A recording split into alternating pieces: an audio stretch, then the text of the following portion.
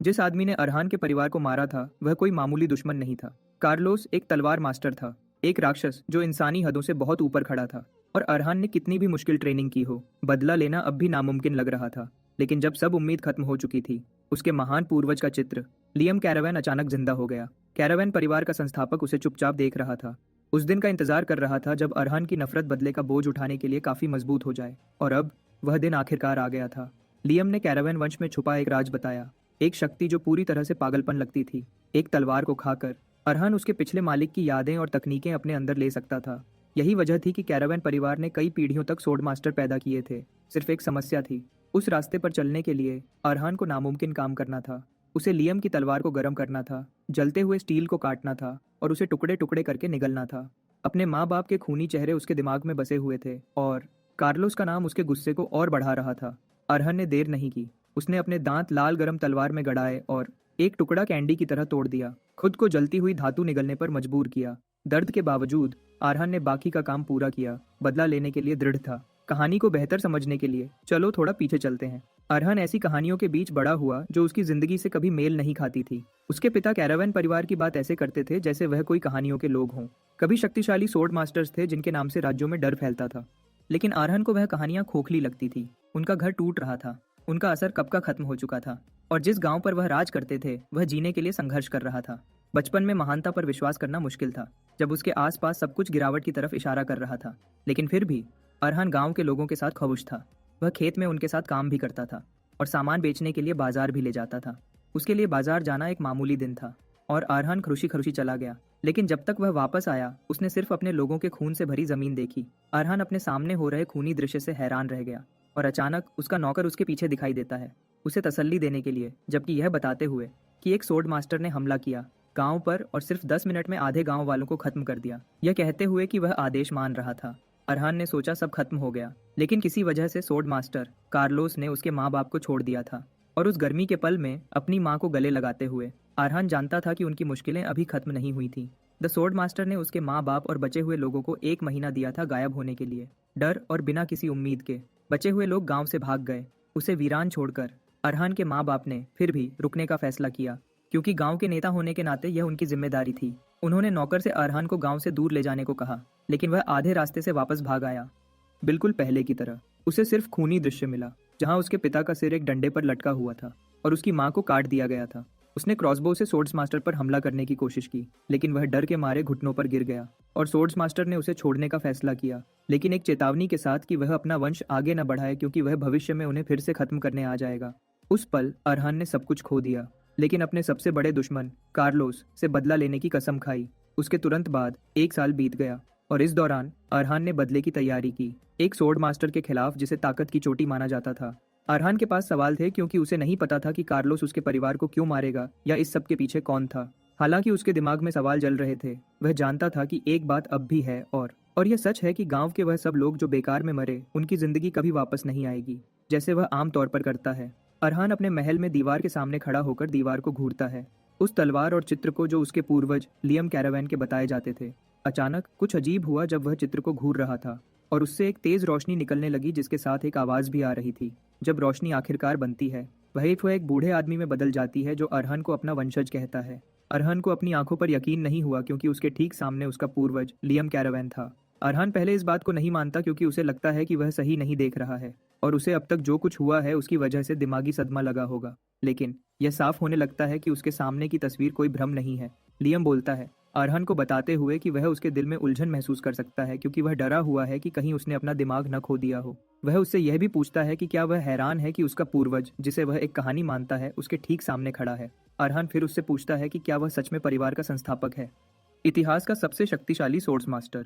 इसके अलावा वह जानना चाहता है कि अगर वह सच में वह महान सोर्ड्स मास्टर है जिसके बारे में वह बात करते हैं, तो उसने उस पर आने का फैसला क्यों किया। अरहान का गुस्सा और निराशा उस पर हावी हो जाती है जब वह लियम पर चिल्लाता है। उससे पूछता है कि उसने आखिरकार उस पल दिखाई देने का फैसला क्यों किया। लियम शांति से जवाब देता है कि उसे पक्का करना था, यह बताते हुए कि बदला एक ऐसी मुश्किल है जिसे शुरू भी नहीं करना चाहिए जब तक कोई सब कुछ छोड़ने के लिए तैयार न हो। इस वजह से उसने पिछले 1 साल और हर एक दिन अरहान पर नजर रखी है। उसे एहसास होता है कि इसके बावजूद कि वह इतनी बेकार और निराशाजनक प्रतिभा रखता है कि वह खुद भी इससे इनकार नहीं कर सकता। वह एक भी दिन अपनी तलवार नहीं छोड़ता। लियम उसके जुनून और उसकी इच्छा से हैरान है जो खत्म होने से इनकार करती है। लियम उसे बताता है कि उसके अभी दिखाई देने की वजह यह है कि अरहान की आंखों में नफरत आखिरकार उस गहराई तक पहुंच गई है जो वह चाहता है। इसके अलावा लियम कबूल करता है कि उसका अपना सब्र भी हद तक पहुंच गया है और उसके अंदर की हत्यारा इरादा उस शख्स को टुकड़े टुकड़े करना चाहता है जिसने उसके वंशजों को बेरहमी से मारा। लियम बताता है कि एक सच है जिसे नकारा नहीं जा सकता और यह सच है कि सिर्फ एक सोर्ड मास्टर ही एक सोर्ड मास्टर को मार सकता है। लियम को पूरा यकीन है कि अरहान इस बात से वाकिफ है, इसलिए उसने बदला लेने की कसम खाते हुए पागलपन की हद तक अपनी तलवार चलाई। लेकिन लियम अरहान को बताता है कि चाहे वह कितनी भी ट्रेनिंग करे वह कभी कार्लोस तक नहीं पहुंच पाएगा। वह समझाता है कि एक सोर्ड मास्टर इंसानियत की हदों से परे एक अलग हस्ती है। यह बुनियादी तौर पर इतना ऊंचा क्षेत्र है कि जिनको प्रतिभाशाली कहा जाता है वह भी इसे समझ नहीं सकते। इन शक्तिशाली सोर्ड मास्टर्स में भी कार्लोस अब भी सबसे ऊपर है। लियम मानता है कि उसके जमाने में भी ऐसे हुनर वाले मुट्ठी भर लोग ही थे, जिसका मतलब है कि आज के युग में कोई उसे छू नहीं सकता। वह अरहान को बताता है कि जैसे जैसे समय बीतेगा कार्लोस और भी मजबूत होता जाएगा। जब अरहान ये सब सुनता है उसका दिल कांपने लगता है क्योंकि उसे पहले से ही पता था कि कार्लोस बहुत शक्तिशाली है, लेकिन उसने कभी यह नहीं सोचा था कि उसे हराना नामुमकिन होगा। अरहान निराशा में कराह उठता है क्योंकि उसे यकीन नहीं होता कि जिस आदमी ने उससे सब कुछ छीना वह एक हीरो बन जाएगा, जबकि वह किनारे बैठकर बेबस होकर देखता रहेगा, बिल्कुल पहले की तरह। तभी लियम उसे बताता है कि चीजें बदल गई हैं क्योंकि वह अब अरहान की मदद करने के लिए है ताकि वह कार्लोस से भी महान बन सके। लियम अरहान को बताता है कि वह चाहता है कि वह उस बेकार कार्लोस पर अपना फैसला सुनाए जिसने उसके वंशजों को भेड़ों की तरह मारा। लियम अरहान को बताता है कि आगे बढ़ने का सिर्फ एक ही रास्ता है और यह वह रास्ता है जिस पर सिर्फ कैरावैन चलते हैं। वह अरहान को बताता है कि आगे बढ़ने का तरीका यह है कि वह उसकी तलवार को खा ले जो दीवार पर लटकी है। अरहान ये सुनकर आखिरकार उलझ जाता है और वह उस आदमी को ऐसे घूरता है जैसे वह पागल हो। लियम फिर अरहान को भट्टी तक ले जाता है जहां वह उसे समझाता है कि कैरावैन परिवार में ड्वार्वन खून का मिश्रण है। अरहान लियम की तलवार को भट्टी में रखता है जबकि लियम सब कुछ समझाता रहता है। वह बताता है कि खून का यह मिश्रण उससे आया है क्योंकि वह एक ड्वार्फ हाइब्रिड है। हालांकि ड्वार्वन खून में ऐसी विशेषताएं हैं जो दिखाई नहीं देती। यह खून खास शक्तियां रखता है जो वंशजों को मिलती है। वह बताता है कि यह शक्तियां तलवारों से जुड़ी हैं, यह जाहिर करते हुए कि एक तलवार को खाकर कोई उसके चलाने वाले की यादें और तकनीकें अपनी बना सकता है। यह बुनियादी तौर पर वह शक्ति है जिसने कैरावैन परिवार को हर पीढ़ी में सोर्ड मास्टर पैदा करने की अनुमति दी है, इस तरह एक इतने प्रतिष्ठित और महान परिवार को बनाया है।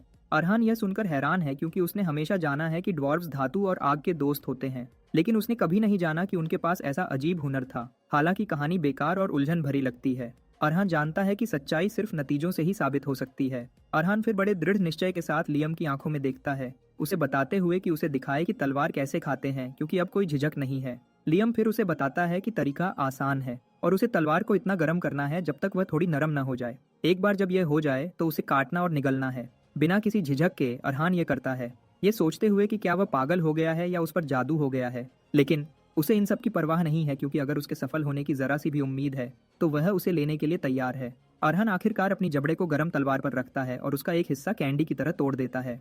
उसके शरीर में एक जलन महसूस होती है जब वह उसे निगलता है और वह दर्द से चिल्लाता है जैसे उसे आग लगा दी गई हो। उसकी हरकत रुक जाती है जब वह अपने हाथ से तलवार गिरा देता है। दर्द में अपना गला पकड़ते हुए वह जमीन पर गिर जाता है, लेकिन वह बेहोश होने से इनकार करता है।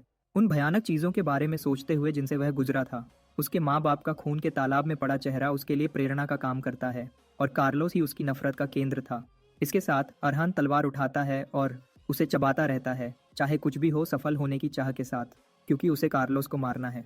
गर्म धातु निगलने के बाद वह बेहोश हो जाता है, लेकिन जब वह जागता है तो वह सच में हैरान होता है कि वह मरा नहीं। असल में उसे एक भी खरोंच नहीं आई थी और उसे तो यकीन हो जाता कि यह एक सपना था अगर वह नहीं होता। तलवार का वह पकड़ने वाला हिस्सा जो उसके सामने रखा था। तभी उसे लियम की आवाज सुनाई देती है जो उसकी तारीफ कर रहा था। उसे बता रहा था कि उसकी इच्छा शक्ति उसके कमजोर शरीर के मुकाबले काफी अच्छी है। वह उसे बताता है कि उसके कई पूर्वज भी इस जलने वाले दर्द को सह नहीं पाते थे, इसलिए वह अक्सर हार मान लेते थे, क्योंकि अब वह उसे 4K में देख रहा है। लियम जानता है कि अरहान अपने पिता की कहानियों पर यकीन करेगा और उन्हें सिर्फ एक कहानी नहीं समझेगा। अरहान बहुत हैरान होता है, लेकिन वह खुद को संभालता है और वह लियम को झुककर प्रणाम करता है, उसे अपना संस्थापक कहता है। लेकिन लियम अरहान को बताता है कि उसे अपना गुरु कहना चाहिए, संस्थापक नहीं, क्योंकि उसके दूसरे शिष्य उसे यही कहते थे। अरहान फिर उसे वही कहता है जो उसे पसंद है और उसके सामने झुका रहता है। अरहान उससे पूछता है कि क्या इसका मतलब है कि उसे वह महान शक्ति मिल गई है जिसके बारे में उसके पिता ने बात की थी, क्योंकि उसने ही कहा था कि तलवार को निगलने से उसे शक्ति मिलेगी। लेकिन अभी उसे कुछ अलग महसूस नहीं हो रहा है और लियम उसे बताता है कि इसमें एक समस्या है। हालांकि समस्या अरहान के साथ ही है। लियम चाहता था कि अरहान तलवार को निगल ले ताकि वह सीधे गुरु स्टार पर पहुंच सके, लेकिन क्योंकि उसके खून की शक्ति कई पीढ़ियों से कम हो गई है, वह अभी उसके अंदर की शक्ति को पचा नहीं सकता, भले ही उसने तलवार को अपने अंदर ले लिया हो। सीधे शब्दों में लियम उसे बताता है कि वह उसकी तलवार का पूरा सार नहीं ले सकता। अरहान यह सुनकर हैरान होता है, लेकिन वह इसे जैसा है वैसा ही मान लेता है क्योंकि उसे अपने गुरु की हर बात माननी है। लियम हैरान है कि अरहान इस पर ज्यादा प्रतिक्रिया नहीं दे रहा है, और अरहान बताता है कि उसे पहले से ही पता था कि उसका शरीर कमजोर है। भले ही नतीजा निराशाजनक था, उसे कम से कम यह तसल्ली है कि अभी भी दूसरा रास्ता है। लियम उससे पूछता है कि दूसरे रास्ते से उसका क्या मतलब है, और अरहान उसे याद दिलाता है कि उसने कहा था कि अभी यह असंभव है, जिसका सीधा मतलब है कि भविष्य में वह कभी न कभी उसकी शक्ति को ले पाएगा, या फिर वह अभी भी एक ऐसी तलवार ढूंढ सकता है जो उसकी वर्तमान शक्ति के बराबर हो। लियम अरहान की कमाल की समझ से बहुत प्रभावित होता है। वह उसे बताता है कि वह सही है, क्योंकि तलवार जितनी ज्यादा इस्तेमाल होती है और पुरानी होती है उतनी ही अच्छी होती है। फिर वह अरहान से कहता है कि उसे ऐसी जगह ले चले जहां बहुत सारी तलवारें हों ताकि वह सही वाली चुन सके।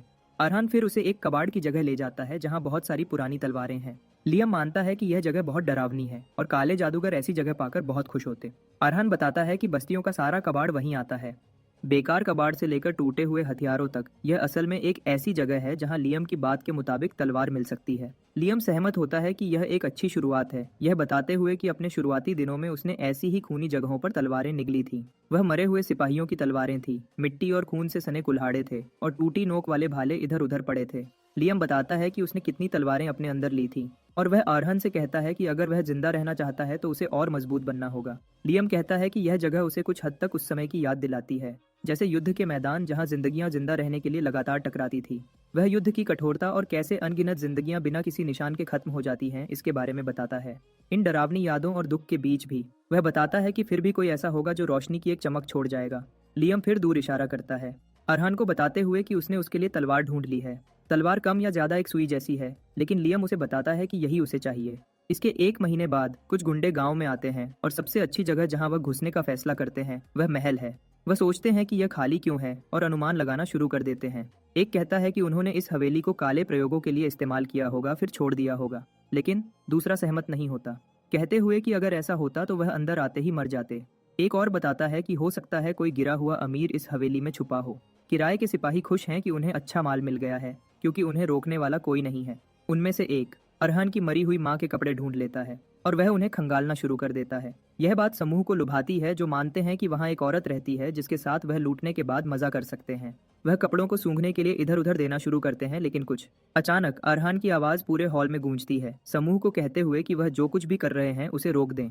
अरहान अंधेरे गलियारे से बाहर आता है, समूह को बताते हुए कि उसकी माँ को सब कुछ साफ सुथरा पसंद था, इसलिए वह उनसे प्यार से सब कुछ नीचे रखने को कहेगा ताकि वह बात कर सकें। गुंडे अरहान का मजाक उड़ाना शुरू कर देते हैं क्योंकि वह एक बच्चा है, और वह भी एक लड़का, क्योंकि वह एक लड़की की उम्मीद कर रहे थे जिसके साथ वह बदतमीजी कर सकते थे।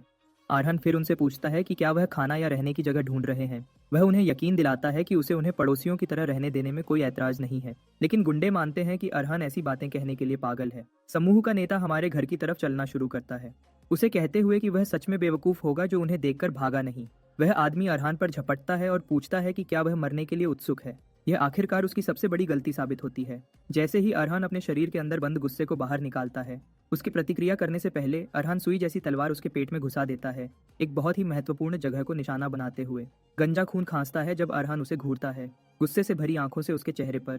1 महीने पहले अरहान के तलवार चुनने के बाद उसने लियम से पूछा था कि क्या उसे यकीन है कि यही वह तलवार है जिसे वह उसे निगलने को कह रहा था, क्योंकि यह तलवार से ज्यादा सुई जैसी लग रही थी। अरहान कहता है कि यह ऐसी लगती है जो टूट जाएगी अगर वह इससे कुछ काटने की कोशिश करेगा। लियम उसे बताता है कि यह बिल्कुल वैसी ही होनी चाहिए, क्योंकि यह दुश्मनों को काटने या चीजें तोड़ने के लिए नहीं बनी थी। लियम अरहान को बताता है कि यह सिर्फ एक चीज के लिए बनी थी, और यह असल में जिंदगी या मौत की लड़ाई के लिए बनी थी। लियम उसे बताता है कि यह एक ऐसी तलवार है जो सिर्फ गुस्साने के लिए बनी है। अरहान यह सुनकर उलझन में पड़ जाता है, और लियम समझता है कि वह ऐसा क्यों होगा, क्योंकि वह आसानी से कह सकता है कि एक भाला ज्यादा अच्छा होगा, लेकिन वह उसे बताता है कि उसके जैसे कमजोर शरीर के लिए तलवार के अंदर की यादें सबसे अच्छी हैं। लियम अरहान को बताता है कि मालिक ने शादी की, 200 से ज्यादा दुश्मनों को घुसाया, ऐसे शरीर से जो हमारे शिकार से भी कमजोर था। लियम अरहान से कहता है कि तलवार का सम्मान करे और उसे शुक्रगुजारी के साथ निगल ले, क्योंकि धातु हल्की हो सकती है, लेकिन उसके अंदर की जिंदगी भारी और गंभीर है। लियम उसे बताता है कि मैरी की यादें लेने से उसे पक्का बहुत कुछ मिलेगा। मैरी की यादों से गुजरते हुए वह सिर्फ एक 10 साल की लड़की थी जिसके माँ बाप आग में मर गए थे। वह सिर्फ अपने चेहरे पर जलने के निशानों के साथ बच पाई थी। जबकि उसके माँ बाप इतने जल गए थे कि उन्हें पहचाना नहीं जा सकता था। जब तक वह जागी, उसने धीरे से बताया था कि वह अपने माँ बाप के साथ मरना पसंद करती। मैरी के सब कुछ खो देने के बाद वह एक अनाथालय में रहने लगी, और जिस दिन उसे पता चला कि अनाथालय आग की देवी की पूजा करता है, उसके लिए सब कुछ और खराब हो गया।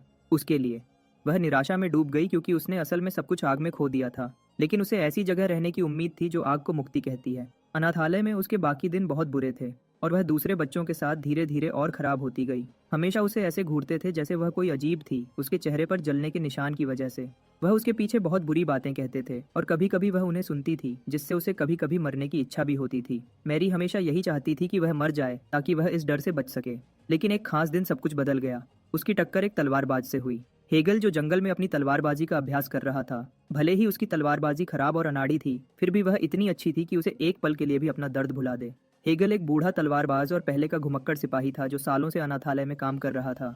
एक आम दिन मैरी में उस बूढ़े आदमी से बात करने की ताकत नहीं होती, लेकिन उसने अपने आम स्वभाव को अलग रखा और उस आदमी के पास गई, उससे पूछते हुए कि क्या वह उसकी तरह बन सकती है। वह हेगल को बताती है कि वह सच में सीखना चाहती है, और यह उसकी जीने की इच्छा की पहली सीढ़ी बनती है। हेगल जवाब देने से पहले 1 मिनट लेता है, मैरी को बताते हुए कि जो वह देख रही है वह उसकी जिंदगी में मदद नहीं कर सकता क्योंकि वह एक लड़की है। वह मैरी को बताता है कि उसके हाथ में जो हथियार है वह सिर्फ उसे पकड़ने वाले को ही नुकसान पहुंचाते हैं। वह उसे निरुत्साहित करने की कोशिश करता है, लेकिन वह मना कर देती है, हेगल को बताते हुए कि वह इसे सीख सकती है ताकि दुनिया की कोई भी आग उसे फिर से डरा ना सके। हेगल मान जाता है और वह उसे एक कमरे में ले जाता है जहां एक बर्तन में तलवारें रखी हैं। वह उससे कहता है कि एक तलवार चुन ले, और अगर वह उसे घुमा सकती है तो वह उसे सिखाएगा। मैरी पूछती है कि क्या उसके लिए इसे घुमाना जरूरी है, लेकिन हेगल उसके सवाल को तब तक नहीं समझता जब तक वह आखिरकार सुई तलवार की तरफ इशारा नहीं करती। वह हेगल को बताती है कि उसे कोई ऐतराज नहीं है जब तक वह जवाब दे सके। वह तलवार को हेगल की तरफ बढ़ाती है, और जिस तरह से वह उसे उसकी गर्दन पर रखती है, उसे बताता है कि मैरी में कुछ बुरा है। अब वर्तमान समय में अरहान गंजे को घुसाता है और वह जमीन पर गिर जाता है, अपने साथियों में डर की लहर भेजते हुए। वह अपनी आंखों पर यकीन नहीं करना चाहते, लेकिन अरहान उन्हें बताता है कि अब बातचीत खत्म हो गई है। पता चलता है कि पिछले 1 महीने से लियम अरहान को जो कुछ भी सिखा रहा था वह तलवारबाजी के बारे में था ही नहीं। ये असल में उसके शरीर को कैसे ट्रेन करना है ताकि वह घंटों दौड़ने के बाद भी थके नहीं। असल में उसने उसे कोई तलवार। लियम हैरान रह जाता है कि अरहान ने गंजे को इतनी सही तरह से कैसे घुसाया। ये फिर लियम को बताता है कि अरहान तलवार को बहुत अच्छे से अपने अंदर ले रहा है, और यह एक कारवां के रूप में उसका पहला कदम दर्शाता है।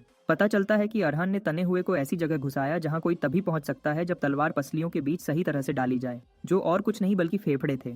अरहान जानता है कि वह तलवारों और उनसे जुड़ी हर चीज में पूरा अनाड़ी है, इसलिए वह इतना सही वार कर ही नहीं सकता था, लेकिन पता चलता है कि वह ऐसा कर पाया तलवार की मालिक मैरी की वजह से। मैरी की यादों में वापस जाते हुए पता चलता है कि जिस पहले दिन उसने सुई तलवार उठाई थी, हेगल ने उसे सिखाना शुरू कर दिया था। उसने उसे खड़ा होना, तलवार को सही से पकड़ना, लड़ना और जिंदा रहना सिखाया। हेगल की खूबसूरत तलवारबाजी के साथ मैरी को ताकत मिल पाई, और उसे सच में उस बूढ़े आदमी की तलवारबाजी पसंद थी। इसके कुछ सालों बाद हेगल को अपनी मौत की सेज पर लेटा देखा जाता है, और वह मैरी को बताता है कि जिस दिन वह आखिरकार अनाथालय छोड़ती है उसे दुनिया में जाना चाहिए। जब वह मरता है तो वह मैरी को बताता है कि यह उसकी आखिरी सीख है उसके लिए, और वह अपनी खुशी बताता है कि उसने सफर का आखिरी हिस्सा उसके साथ गुजारा। मैरी की आंखों से आंसू बह निकले जब उसने देखा कि उसका मददगार धीरे धीरे मौत से हार रहा है, और उसके आखिरी शब्द थे मैरी को हर चीज के लिए धन्यवाद कहना। उसके बाद मैरी ने हेगल के आखिरी शब्दों का पालन किया और वह अनाथालय छोड़कर दुनिया में चली गई। बहुत कम समय में मैरी ने किराए के सैनिकों की दुनिया में अपना नाम बना लिया था, इस वजह से कि वह सुई जैसी तलवार चलाती थी और एक जवान औरत थी। उसे स्टिचिंग जिप्सी का नाम दिया गया था। अरहन की आंखों से आंसू बह निकले जब मैरी की यादें उसमें समा गईं, और उसे आखिरकार समझ आया कि उसके गुरु का क्या मतलब था जब वह एब्जॉर्प्शन की बात कर रहे थे। बॉल्डी अभी भी जिंदा है और वह बख्शे जाने की भीख मांग रहा है, लेकिन अरहन उसकी चीखों को नजरअंदाज करता है। वह उसके पास जाता है और काम खत्म करने के लिए सुई उसके सर में घुसा देता है, क्योंकि उसने जो शुरू किया था उसे खत्म करने का मन बना लिया है। हालांकि यह उसकी पहली हत्या थी, अरहान को कुछ भी महसूस नहीं हुआ, कोई भावना नहीं थी, और उसे बस वह हालत दिख रही थी। जो उसके सामने बची थी वह थे बाकी गुंडे। वह जानता है कि वह बॉल्डी पर इसलिए हावी हो पाया क्योंकि उसने उसे कम समझा था, लेकिन बाकियों के साथ ऐसा नहीं है, खासकर इस वजह से कि वे गिनती में कम हैं। उसे पूरा यकीन है कि गुंडे भी यह जानते हैं, लेकिन उसे समझ नहीं आ रहा कि वे उस पर हमला क्यों नहीं कर रहे जबकि उनकी गिनती ज्यादा है। लियम फिर अरहान को बताता है कि वह समूह बहुत डरा हुआ है, और यह समझने लायक है क्योंकि अरहान ने जो अभी दिखाया वह एक नए सीखने वाले की चालें नहीं है। लियम समझाता है कि थोड़ा डर इंसान को बचने में मदद करता है, लेकिन बहुत ज्यादा डर इंसान की सोच को धुंधला कर देता है। जैसा उसने कहा, गुंडे घबरा रहे हैं जब वे एक दूसरे की तरफ मुड़कर पूछ रहे हैं कि उन्हें क्या करना चाहिए। सीधी बात है, उनके शरीर में घुस रहा डर उन्हें यह यकीन दिला रहा है कि अरहान उनसे ज्यादा ताकतवर है। लियम समझाता है कि गुंडे शायद उसे ऐसे देख रहे हैं जैसे वह कोई तलवार चलाने वाला हत्यारा राक्षस हो, क्योंकि वे यही मानते हैं। अरहान उनके डर को सच करने का फैसला करता है। वह समूह की तरफ उछलता है और खुद को बचाने की कोशिश करने के बजाय वे डर से जम जाते हैं। अरहान उनके चारों तरफ चक्कर लगाता है और उनकी ताकत को परखता है। वह उनके तेज हमलों से बचता है। अपना निशाना चुनने से पहले अरहान एक पर निशाना लगाता है और तलवार उसकी गर्दन में घुसा देता है। आखिरकार उसकी जान ले लेता है। पता चलता है कि हेगल ने एक बार मैरी से कहा था कि उसके पास समय की आज़ादी नहीं है, क्योंकि वह एक औरत है और उसकी सीमाएं हैं। अरहान उसी सिद्धांत पर काम कर रहा है जब वह अपनी तेज फुर्ती से समूह के चारों तरफ दौड़ता है, क्योंकि वह इस हालत में कमजोर है। अरहान जानता है कि उसे अपने दुश्मन को गिराने के लिए ज्यादा से ज्यादा 2 बार मिलेंगे, इससे पहले कि वह पकड़ा जाए। जैसे ही अरहान अपना निशाना चुनता है, वह एक खास जगह पर वार करता है और तलवार उनमें घुसा देता है। सीधी बात है, यह ऐसी हालत है जो तुम्हारे पास नहीं है उसकी कमी पूरी मत करो, बल्कि जो तुम्हारे पास है उसे चमकाओ। मैरी की ताकत उसकी जन्मजात लचक थी, क्योंकि उसका शरीर एक नर्तकी जैसा बना था और वह इसका फायदा उठाती है। वह दुश्मन पर किसी भी तरफ से हमला कर सकती है, चाहे उसकी मुद्रा कितनी भी अजीब हो।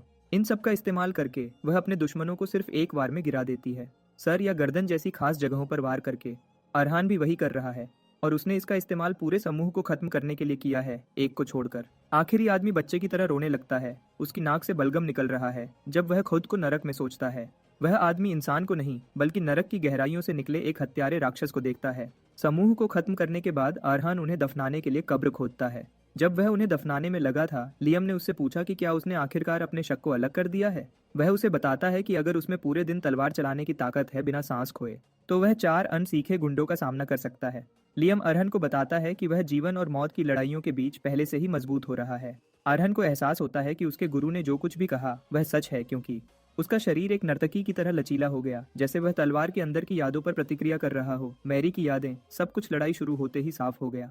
इसके साथ अरहन आखिरकार देख पाया कि मैरी अपने दुश्मनों से कैसे लड़ती थी। वह सोचता है कि क्या यही वह है जो लियम डाइजेस्शन की ताकत के बारे में कह रहा है, कि कैसे एक इंसान उतना ही मजबूत होता है जितना वह अपने दुश्मन को समझता है। लियम फिर अरहन को बताता है कि वह तलवारों के मामले में झूठ नहीं बोलता, लेकिन वह उसे बताता है कि उसके आगे के दिन दर्द से भरे होंगे।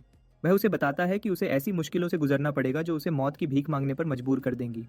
वह कहता है कि यह एक ऐसे मोड़ पर पहुंचेगा जहां उसकी अभी की पीड़ा कुछ नहीं बल्कि खुशी जैसी लगेगी। लियम फिर अरहान से पूछता है कि क्या वह अभी भी इस रास्ते पर चल सकता है, और अरहान पक्के इरादे से जवाब देता है कि जब तक वह जो कुछ भी करता है उसे कार्लोस के खिलाफ मौका दिलाने में मदद करता है, वह हर जरूरी काम करेगा। अगली सुबह उसके चेहरे पर सारा इरादा डर में बदल जाता है जब उसे एक बहुत ऊंची चट्टान पर चढ़ने का हुक्म दिया जाता है।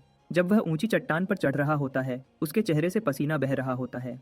लियम देख सकता है कि वह कितना डरा हुआ और परेशान है। वह उसे छेड़ता है, पूछता है कि उसकी आंखों में पिछली रात का इरादा कहाँ गायब हो गया। वह उससे पूछता है कि क्या उसके मन में शक आना शुरू हो गया है, लेकिन वह इसकी चिंता नहीं करता क्योंकि यह भी उसकी ताकतों का एक हिस्सा है। लियम कहता है कि उसे पता है कि अरहान बचपन से ही ऐसा रहा है, हालांकि उसे कभी न कभी इस पर ध्यान देना होगा।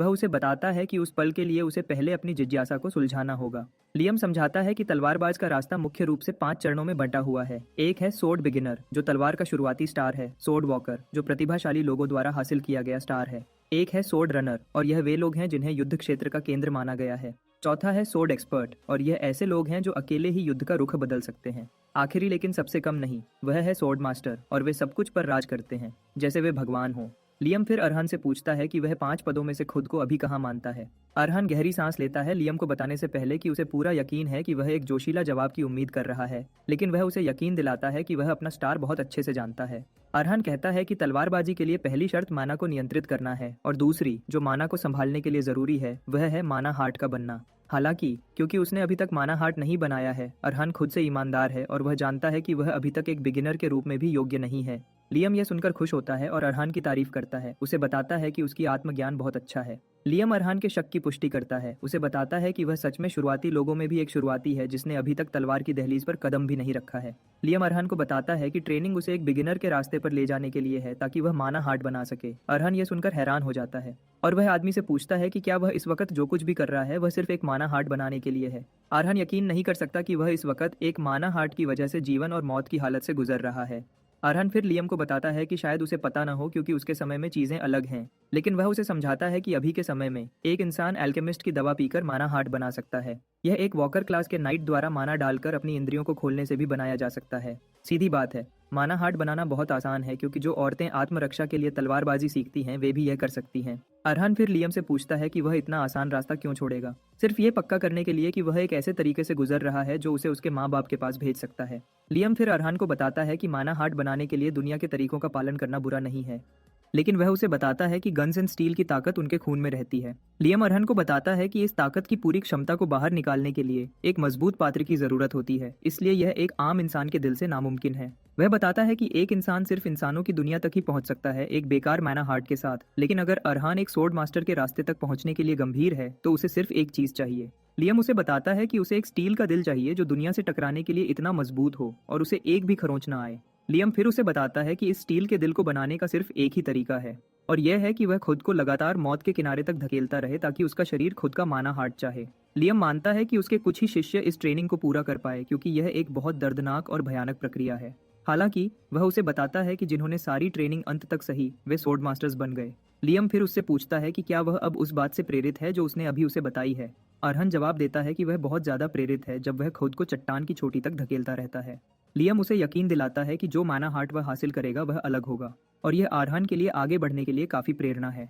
इसी बीच कैम्बेल के पूर्वी गांव में उन्होंने कैरावैन विलेज के बारे में अफवाहें सुनना शुरू कर दिया है। अब उसे एक डरावना गांव माना जाता है जिसमें कोई इंसान नहीं है क्योंकि सभी एक साल पहले अचानक गायब हो गए थे। जो अफवाह फैलना शुरू हुई है वह ये है कि गांव में कुछ ऐसा है जिसे बहुत खतरनाक माना जाता है। एक आदमी बताता है कि कोई भी गुंडा गांव में जाकर जिंदा वापस नहीं आया है। गांव के चारों तरफ बहुत सारी कहानियां और अनुमान हैं और वे इस नतीजे पर पहुंचे हैं कि किसी को गांव में नहीं जाना चाहिए जब तक वह मरना न चाहे।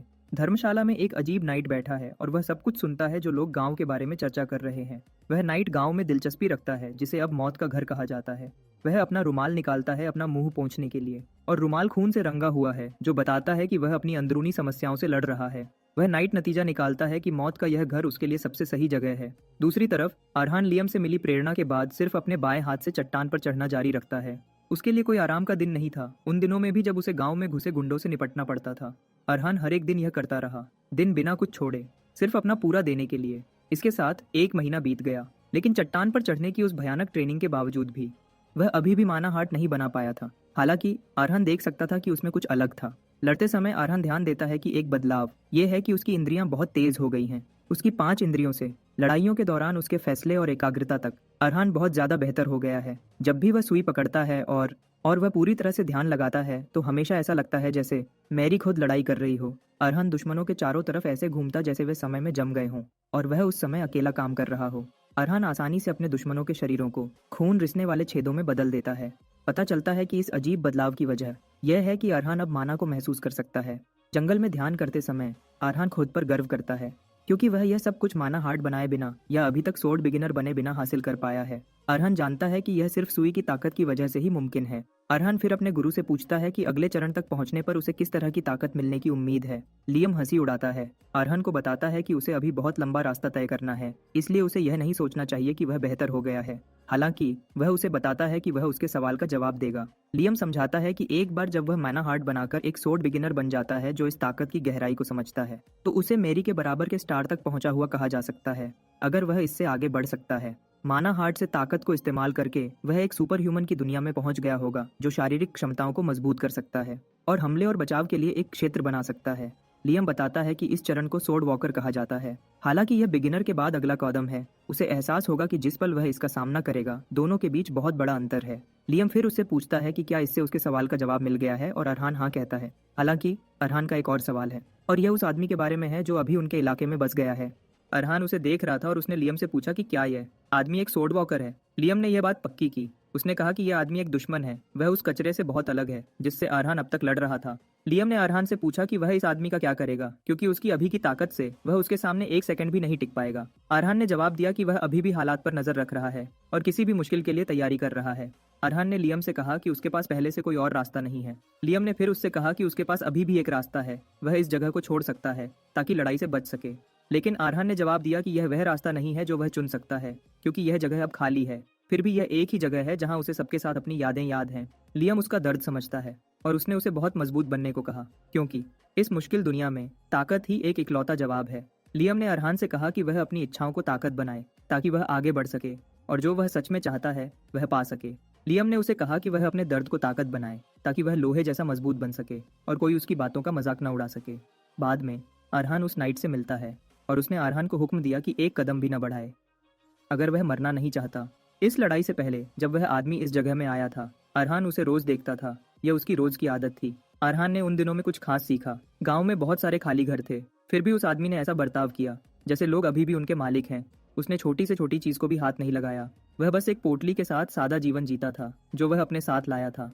और उसकी दूसरी आदतें थीं, हर शाम सूरज को देखना जब वह सोच में डूबा होता था, या फिर पूजा में समय बिताना। आखिर में अरहान ने सोचा कि वह आदमी एक नाइट है, और लियम उससे सहमत हुआ। उसने कहा कि वह एक तलवारबाज है जो वॉकर लेवल तक पहुंचने में माहिर है, लेकिन उसे हैरानी है कि वह अभी भी नियम और तरीके सख्ती से मानता है जब उसे कोई देखने वाला नहीं होता। लियम ने बताया कि इस तरह का जिद्दी आदमी नाइट्स के अलावा बहुत कम मिलता है। अरहान ने फिर कहा कि अगर वह एक नाइट है तो इसका मतलब है कि वह एक अच्छा आदमी हो सकता है, क्योंकि नाइट्स को अपनी इज्जत बचानी होती है और इंसाफ के लिए लड़ना होता है। लियम ने बीच में कहा कि इसमें कोई शक नहीं कि वह इज्जत के पीछे भागते हैं, लेकिन अरहान गलत है नाइट्स को सही लोग कहने में।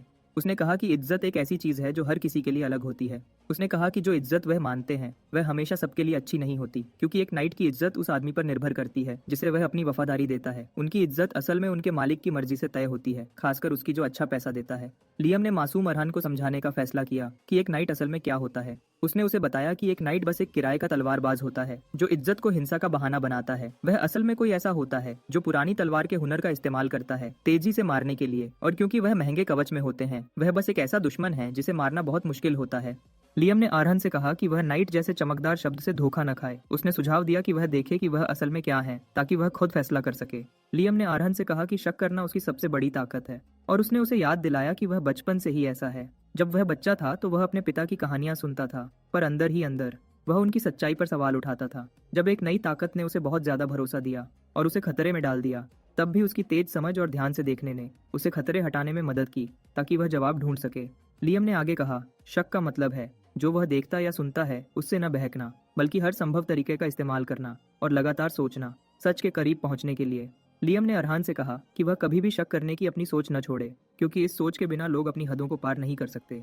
लियम ने उसे बताया कि यह असल में उसकी तलवार के हुनर के पीछे का असली तोहफा है। अरहान पूरी तरह से ध्यान से सुन रहा था जब उसे लियम से यह खास सीख मिल रही थी। जब लियम की सीख खत्म हुई, अरहान ने उसे भरोसा दिलाया कि वह सब कुछ याद रखेगा। इन्हीं सीखों के कारण अरहान ने कभी भी अपनी चौकसी कम नहीं की उस अनजान आदमी के आसपास जो उसकी जगह में बस गया था, सिर्फ यह पक्का करने के बाद कि वह नाइट खतरा नहीं हो सकता। तब अरहान ने उसे अपना पड़ोसी बनने के लिए पूछने का सोचा। अरहान ने नाइट के पास बहुत ध्यान से जाने की कोशिश की, लेकिन दोनों ने एक दूसरे पर तलवार तान ली।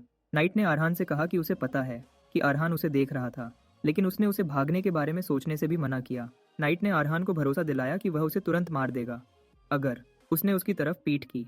अरहान अपनी बचाव की मुद्रा में रहा, क्योंकि उसने कभी नहीं सोचा था कि चीजें ऐसे हो जाएंगी। मैरी की याद में जाते हुए वह बताती है कि कैसे बहुत सारे किराए के सिपाही उसके पास आए उसे अपनी टीम में लेने के लिए। दूसरी तरफ गुंडों ने, जिन्होंने उसके अच्छे होने की खबर सुनी थी, फैसला किया कि सबसे अच्छा काम उससे लड़ाई करना है। उन दिनों में उसके मन में एक ही बात थी कि वह अब एक आम तलवार वाली किराए की सिपाही नहीं हो सकती, बल्कि एक सही मजबूत तलवारबाज औरत। लेकिन उसे जल्दी ही पता चल गया कि वह कितनी गलत थी। उसकी टक्कर एक सोर्ड वॉकर नाइट से हुई जिसने उसे आसानी से निशस्त्र कर दिया और उसके हुनर को बेकार बताया। नाइट ने मैरी से कहा कि अगर वह औरत न होती तो वह उसे मार देता, और उसने उसे बुरा भला कहा। उससे कहा कि वह बस एक कीड़ा है। असल में रेड हॉक नाइट के नियम में औरतों और बच्चों को हाथ न लगाना उनका नियम है, और यही मैरी के लिए उस समय बचाव का रास्ता था। इसी दिन मैरी ने अपने और नाइट्स के बीच एक बहुत बड़ी न टूटने वाली दीवार महसूस की। बाद में उसे पता चला कि जिस लेवल तक वह नाइट पहुंचा था उसे सोर्ड वॉकर कहते हैं। जब अरहान नाइट के सामने खड़ा होता है तो उसे कुछ खास समझ आने लगता है। वह मैरी, जो तब एक सोर्ड वॉकर से हारी थी, वह उसकी अभी की ताकत से बहुत ज्यादा मजबूत थी, जो यह दिखाता है कि वह कितने नुकसान में है। जैसे ही नाइट धीरे धीरे पास आता है, अरहान को एहसास होता है कि उसे मौत का डर घेर रहा है, जो उस डर से भी बहुत ज्यादा था। जब वह एक हाथ से पहाड़ चढ़ रहा था, उसका दिल पागलों की तरह तेज धड़कने लगता है, और इसके साथ वह वॉकर स्टेज से परे साफ इंसान से ज्यादा ताकतवर लेवल देखता है। यह एक ऐसा लेवल है जहां माना शरीर के बाहर नसों की तरह फैलता है, जबकि हमलों और बचाव में इच्छा शक्ति भी जुड़ जाती है। इसे ही आमतौर पर सोर्ड वॉकर का रास्ता कहते हैं। नाइट ने फिर अरहान से पूछा कि वह उसे क्यों देख रहा था, क्योंकि उसने अब तक जो देखा है, अरहान ही उन गुंडों पर हमला कर रहा था जो उस जगह में आए थे। नाइट ने अरहान से कहा कि उसे एक अच्छा कारण बताना होगा, वरना उसे दुश्मन की तरह देखना पड़ेगा। नाइट ने अरहान पर चिल्लाया जवाब देने के लिए, और अरहान ने जवाब दिया कि वह बस यह पता लगाने की कोशिश कर रहा था कि नाइट एक घुसपैठिया है या मेहमान। अरहान ने उसे बताया कि यह उसकी सफाई है, लेकिन नाइट ने और मांगा, कहा कि उसे अभी पूरी तरह समझ नहीं आया है। अरहान ने फिर समझाया कि वह इस जगह में पैदा हुआ और बड़ा हुआ है, लेकिन 1 साल पहले जब वह थोड़े समय के लिए बाहर गया था, एक काले जादूगर ने हमला किया, लोगों को मार दिया और आखिर में गांव को बर्बाद कर दिया। इसके बाद गुंडे आते रहे और उसे उनसे अकेले ही निपटना पड़ा। अंदर ही अंदर अरहान जानता है कि उस आदमी को सब कुछ बताने की जरूरत नहीं है, इसलिए वह कुछ जानकारी उससे छुपा रहा है। अरहान ने फिर आगे कहा कि उसने देखा है कि नाइट उन सबसे बहुत ज्यादा मजबूत लगता है जिनसे वह लड़ा है, और उसे पता था कि अगर वह जल्दी पास गया होता तो वह मर सकता था। इसलिए उसने उसे देखने का फैसला किया, यह जानने के लिए कि वह दोस्त है या दुश्मन। अरहान कहता है कि अगर वह दोस्ताना है तो वह उसे गांव में रहने के लिए कहेगा, लेकिन अगर उल्टा हुआ तो वह अपनी जगह को बचाने के लिए हर संभव रास्ता ढूंढेगा। नाइट को हैरानी हुई कि अरहान लड़ने के लिए तैयार था, जबकि उसे पता था कि वह कितने नुकसान में है। अरहान ने फिर जवाब दिया कि यह जमीन उसकी सारी यादें रखती है, इसलिए यह इतनी कीमती है कि इससे भागा नहीं जा सकता। जब नाइट यह सब सुनता है, उसे एहसास होता है कि अरहान ने कितना दर्द सहा है। नाइट ने गहरी सांस ली।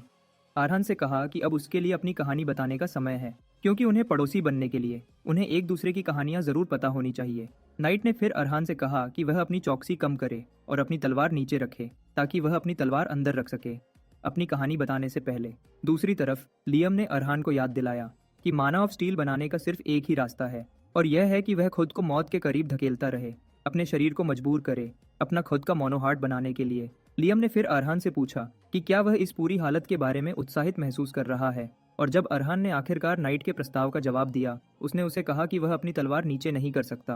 अरहान ने नाइट से कहा कि उसे अभी उस पर पूरा भरोसा नहीं है और उसे तलवार कुछ हद तक बचाव के लिए चाहिए।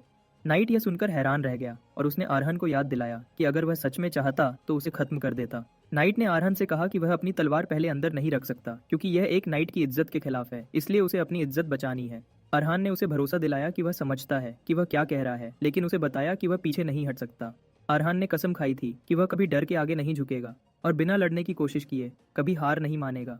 नाइट अरहान से यह बातें सुनकर हैरान रह गया, जो इतना कमजोर लगता है कि उसे एक लड़की भी समझा जा सकता है, लेकिन वह निशान देख सकता है कि अरहान ने कठोर अभ्यास किया है, और जबकि उसका शरीर छोटा है, उसका संतुलन बेहतरीन है।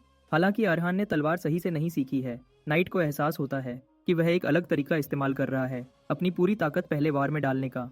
नाइट ने सब कुछ जांचा और एहसास किया कि अरहान बस एक लड़का है जो उसे बिल्कुल भी खतरा नहीं देता। तभी नाइट ने देखा कि अरहान की नज़र उस पर ठंडी है, और जिस तरह से चीजें हुई हैं, नाइट जानता है कि एक आम जवाब काम नहीं करेगा। नाइट ने गहरी सांस ली। सांस लेने के बाद अरहान की तरफ कूदा। उसका मकसद उसकी कलाई पर वार करके उसे निशस्त्र करना था, ताकि वह उसे चोट पहुंचाने से बच सके। जैसे ही वह अरहान पर वार करने वाला था, अरहान पूरी तरह से ध्यान में आ गया, और अगले पल नाइट ने देखा कि उसकी तलवार टकराकर वापस आ गई है। नाइट यह देखकर हैरान रह गया, क्योंकि अरहान अभी शुरुआती भी नहीं था। अरहान हमले को रोकने के बाद पीछे कूदा, और नाइट ने उसमें कुछ अजीब देखा। उसे एहसास हुआ कि आसपास की माना बिना किसी ताल के हिल रही है, जैसे लहरें। पता चला कि उस एक पल में जब वह उस पर हमला करने वाला था, अरहान ने अलग तरह का माना हार्ट बना लिया था। मोनो हार्ट के साथ भी नाइट जानता है कि उसके लिए उसकी तलवार को रोकना नामुमकिन था, लेकिन उसने किसी तरह यह कर दिखाया। वह सोचता है कि क्या यह उस माना हार्ट की वजह से है जो उसके पास है। नाइट जानता है कि आम माना हार्ट्स नरम और लचीले होते हैं, लेकिन अरहान की छाती में जो माना हार्ट है वह मजबूत और पक्का है, बिल्कुल लोहे जैसा।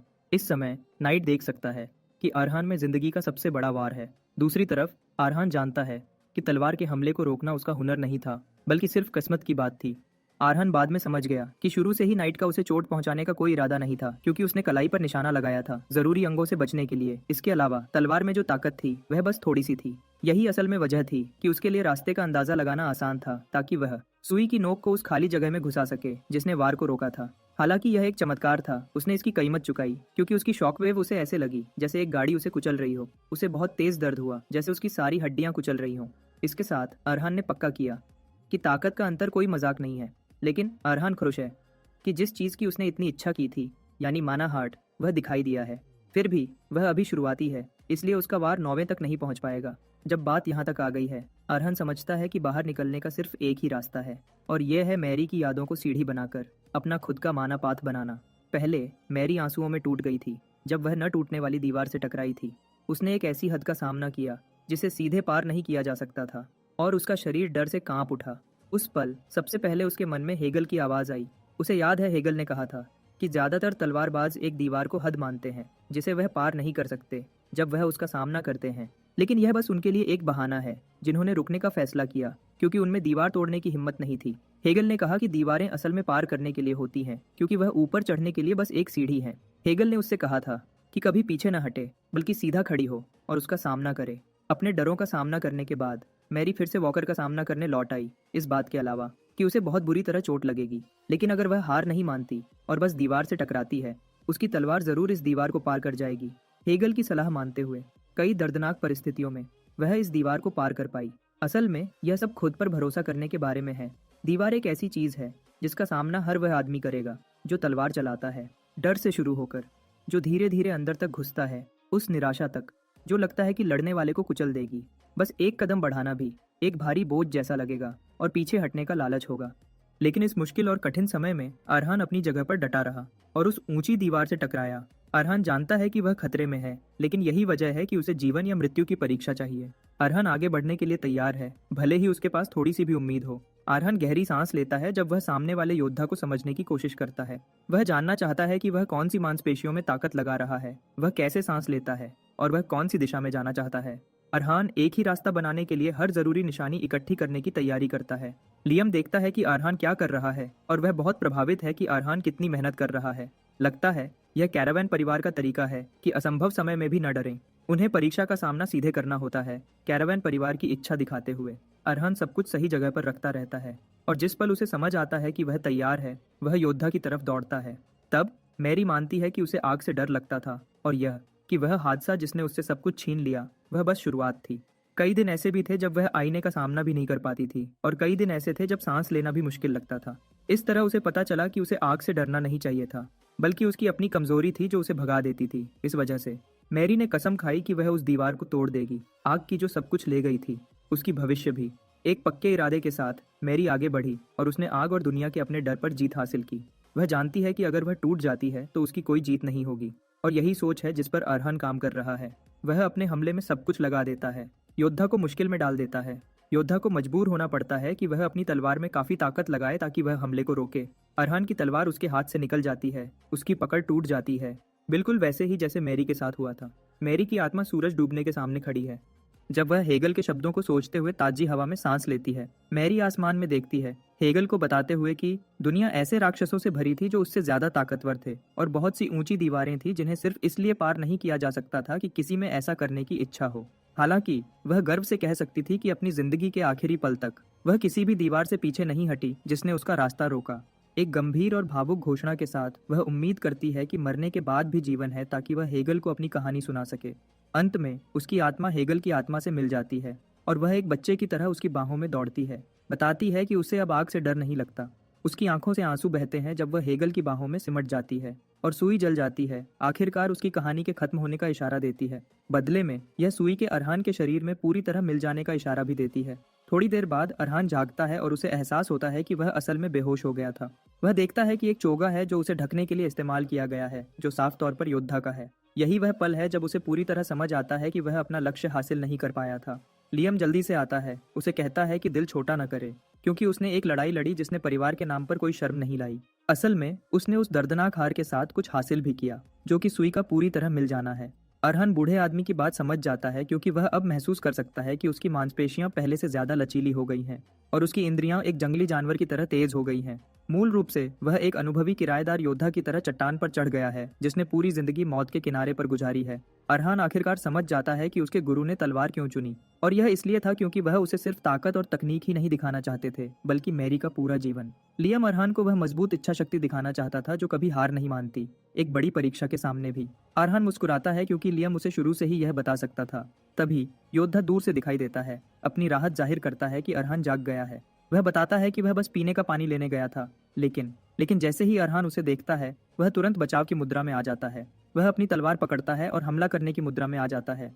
लेकिन योद्धा समझ जाता है कि अरहान इतना बचाव में क्यों है। योद्धा उसे बताता है कि उन्हें उनके बीच की गलतफहमी को दूर करना होगा, और लियम भी अरहान को बताता है कि उसे इतना सावधान रहने की जरूरत नहीं है क्योंकि योद्धा का उसे मारने का कोई इरादा नहीं है। हालांकि शक करना आम बात है और लियम यह समझता है। योद्धा अरहान को बताता है कि वह समझता है कि अरहान ने मुश्किल समय देखा है, इसलिए उसके लिए सावधान रहना आम बात है। लेकिन उससे पूछता है कि क्या वह अपनी सावधानी कम करेगा ताकि वह उसकी कहानी सुन सके।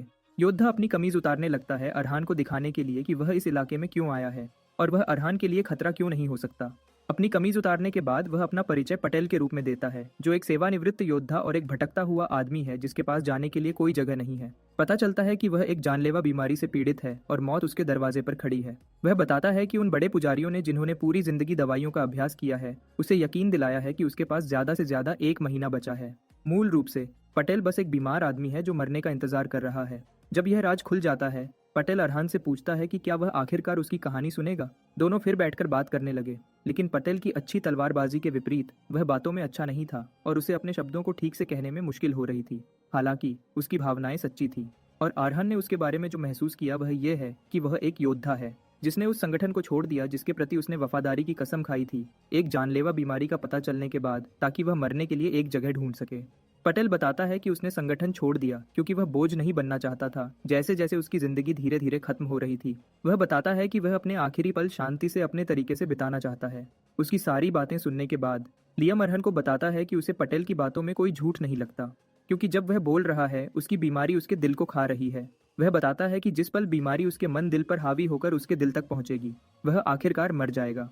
पटेल फिर अरहान से पूछता है कि वह उसके पड़ोसी बनने के बारे में क्या सोचता है। अरहान जवाब देने में 1 मिनट लेता है और वह पटेल को बताता है कि उसे यकीन है कि उसके लिए अपनी कहानी बताना मुश्किल रहा होगा और इसके लिए वह उसका शुक्रगुजार है कि उसने ऐसा किया। अरहान अपना परिचय देता है और बताता है कि सब कुछ खो देने के बाद वह इस जमीन का आखिरी वंशज है। अरहान उससे हाथ मिलाता है उसका स्वागत करने के लिए और पटेल मेहमान नवाजी को स्वीकार करता है, अरहान को इस सम्मान के लिए धन्यवाद देते हुए। चूंकि अरहान को आखिरकार अपना मन दिल मिल गया है, उसे लगता है कि अब अगले कदम उठाने का समय आ गया है और लियम उसे बताता है कि एक जगह है जहां उसे जाना है। कुछ दिन बाद अरहान इलाके से दूर यात्रा करता है। रथ में बैठा हुआ वह लियम को बताता है कि वह असल में उम्मीद कर रहा था कि लियम उसे सीधे तलवारबाजी सिखाएगा, क्योंकि अब उसके पास अपना मन दिल है। हालांकि लियम को उसे कहीं भी घसीट कर ले जाना पड़ा और यह पटेल की वजह से ही था कि वह इलाका छोड़ पाया, क्योंकि वह किसी भी बुलाए हुए मेहमान का ध्यान रखेगा। अरहान फिर लियम से पूछता है कि क्या कोई वजह है उसके इतनी दूर आने की, और लियम अरहान को बताता है कि उसे अपनी आम आदमी की सोच से बाहर निकलने की बहुत जरूरत है। लियम उसे बताता है कि उनका परिवार दुनिया में किसी और से अलग है, जो दिखाता है कि वह कितने खास हैं। लियम उसे बताता है कि जब तक उसके शरीर में स्टील का खून बहता है, उसकी बढ़ती उम्र के बीच तलवार की ट्रेनिंग के बजाय एक नई तलवार को अपनाना पहली तरजीह है। लियम बताता है कि जिस जगह वह जा रहे हैं वह ढूंढने के लिए सबसे अच्छी जगह है, क्योंकि वह जगह हैसियत या जन्म से बंधी नहीं है। यह एक जगह है जहां सिर्फ वह लोग इकट्ठे होते हैं जिन्हें लड़ने की भूख है, और यह जीवन और मृत्यु के युद्धों का मंच है। यह जगह और कोई नहीं बल्कि अरीना है, जहां एड्रेनालिन और खून भरा हुआ है। वह जल्दी ही फर्मा स्टील शहर पहुंचते हैं, जो 7 राज्यों में से एक शहर है जहां धातु का काम बहुत आगे है। और यह कोई अतिशयोक्ति नहीं है कि आयरन किंगडम के लगभग हर हथियार वहीं बनते हैं। यह मूल रूप से तलवारों की पवित्र भूमि है, लेकिन उससे पहले असल वजह फर्मा के इतना महान बनने की कुछ और थी, और वह अरीना की वजह से था। अरीना पहुंचने पर लियम को पुरानी यादें घेर लेती हैं, क्योंकि उसे याद आता है कि वहां होना कितना उत्तेजक था। लियम बताता है कि अरीना में बहुत सी पागलपन भरी लड़ाइयां हुई थी। जानवरों से लड़ाई, सबसे ताकतवर को ढूंढने के लिए इंसान की राक्षस से लड़ाई, जिन्हें जंगली मुकाबले कहा जाता था, और अलग अलग जातियों के बीच भी लड़ाइयां, यह तय करने के लिए कि कौन बेहतर है। यह सभी मुकाबले तेज थे, लेकिन सबसे जंगली लड़ाई मौत का मुकाबला था। वहाँ अलग अलग शैलियों और हुनर वाले योद्धा मिट्टी में लोटपोट होकर जानवरों की तरह लड़ते हैं, और जीतने वाला हारने वाले की जान ले लेता है और उसकी हर चीज इनाम के रूप में ले लेता है। यह भीड़ की तरफ से पूरी तरह से पागलपन भरा खून खराबा है, जो खून की बू से नशे में है, खुशी से सोने के सिक्के फेंककर शर्त लगाती है और पागलपन से चिल्लाती है। ये मूल रूप से वह पागल शहर है जो बहाए गए खून के ढेरों पर बना है। यह सब सुनने के बाद अरहान मानता है कि मजबूत होने के लिए इससे अच्छी जगह कोई नहीं है, और वह देख सकता है कि लियम इस सब को लेकर कितना उत्तेजित है। अरहान को लगता है कि उसे लड़ाई का अनुभव मिलेगा और वह जिन्हें लड़ाई में हराएगा उनकी तलवारें खाकर मजबूत बनेगा। हालांकि लियम उसे बताता है कि वह सब कुछ गलत समझ रहा है, क्योंकि अगर यह इतना आसान होता तो उसने अरहान को तभी कबाड़ के ढेर में हर हथियार खिला दिया होता। लियम उसे बताता है कि वह ऐसे ही तलवारें खाना शुरू नहीं कर सकता, क्योंकि अगर वह ऐसा करता है तो इन तलवारों की मिली जुली यादें उसे ही खा जाएंगी और वह आखिरकार अपनी पहचान खो देगा। लियम उसे बताता है कि उसे तलवार को नियंत्रित करना होगा और तलवार को खुद को नियंत्रित नहीं करने देना होगा। लियम उसे बताता है कि उसे सिर्फ वही तलवारें खाने की इजाजत है जो वह उसके लिए चुनेगा, जब तक वह अपनी आंखें नहीं खोल लेता। लियम फिर सुझाव देता है कि वह अरीना के अंदर चलें, उन्हें रजिस्टर करना होगा, और 3 घंटे बाद सेवक आखिरकार अरहान को बताता है कि उसे रजिस्ट्रेशन काउंटर पर जाना होगा अपना मेडल लेने के लिए, क्योंकि वह उसके बिना लड़ नहीं सकता। यह सुनकर अरहान उलझन में पड़ जाता है, क्योंकि मेडल के बारे में उसे कुछ नहीं पता और लियम को भी नहीं पता कि यह क्या है। लियम अरहान को बताता है कि उसके ज़माने में ऐसा कुछ नहीं था। हरे बालों वाली सेविका अरहान को दिखाती है कि मेडल कैसा दिखता है, और वह उसे कहती है कि एक लेकर लाइन में वापस आए। पता चलता है कि मेडल एक खास रैंक का निशान है जो सिर्फ अरीना में होता है। यह किसी की मशहूर हैसियत, लड़ाई के रिकॉर्ड और आदि से तय होता है। मेडल का रंग दिखाता है कि कोई कितना ताकतवर है और ये सबसे ताकतवर से सबसे कमजोर तक रैंक किया जाता है। काला मेडल है, सफेद मेडल है, प्लैटिनम मेडल, सोने का मेडल और चांदी का मेडल। चूंकि वह बस एक नया खिलाड़ी है, जो उसे मिल सकता है वह पीतल के रंग का है, जो बिल्कुल बेकार है। अरहान यकीन नहीं कर सकता कि चीजें बदल गई हैं उसके गुरु ने जो कहा था उसके मुकाबले में। घंटों पहले लियम शेखी मार रहा था कि एक नया खिलाड़ी अरीना में 100 लोगों से लड़ने के लिए कैसे घुस सकता है। मूल रूप से कोई भेदभाव नहीं था, क्योंकि जैसे ही कोई अरीना पहुंचता था उसे तुरंत मंच पर फेंक दिया जाता था। हालांकि अब वेट क्लासेस हैं जो लियम के लिए बिल्कुल बेकार है, क्योंकि यह सब पैसे पर बना है। अरहान कहता है कि भले ही राज्य अपनी ताकत पर गर्व करता हो और वह सालों तक जानलेवा लड़ाइयां करते रहे, कोई योद्धा नहीं बचेगा और शर्त लगाने वाले लोग बोर हो जाएंगे जब ताकतवर और कमजोर जीत बदलते रहेंगे। मूल रूप से ताकतवर लड़ाइयां ताकतवर लोगों के बीच होनी चाहिए और कमजोर लोग कमजोर के खिलाफ, जो बहुत ज्यादा मजेदार है।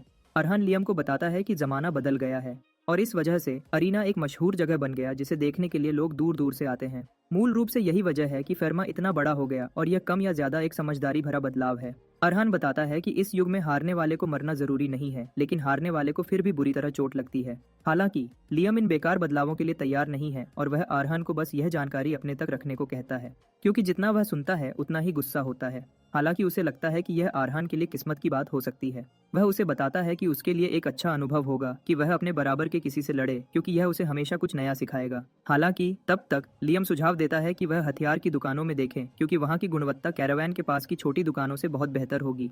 क्योंकि अरहान की तलवार बहुत जल्दी टूट जाती है, लियम सोचता है कि कुछ और तलवारें बैकअप के लिए लेना बुरा ख्याल नहीं है। अचानक वे एक ट्रॉफी वॉल के पास से गुजरते हैं जो मेटल्स की जगह हथियार रखती है। अरहान और लियम ये देखकर पूरी तरह हैरान रह जाते हैं। अरहान उसकी तारीफ करने में लगा हुआ है जब एक आदमी टॉम वहां आता है।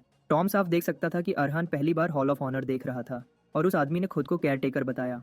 टॉम अरहान को बताता है कि वह उसे हॉल ऑफ ऑनर समझाने को तैयार है और अरहान उस आदमी के सामने अपना सिर झुकाता है, कहता है कि उसे यह बहुत पसंद आएगा। टॉम बताता है कि दीवार पर लगे हथियार उन योद्धाओं के थे जिन्होंने बहुत पहले अरीना में कमाल के काम किए थे।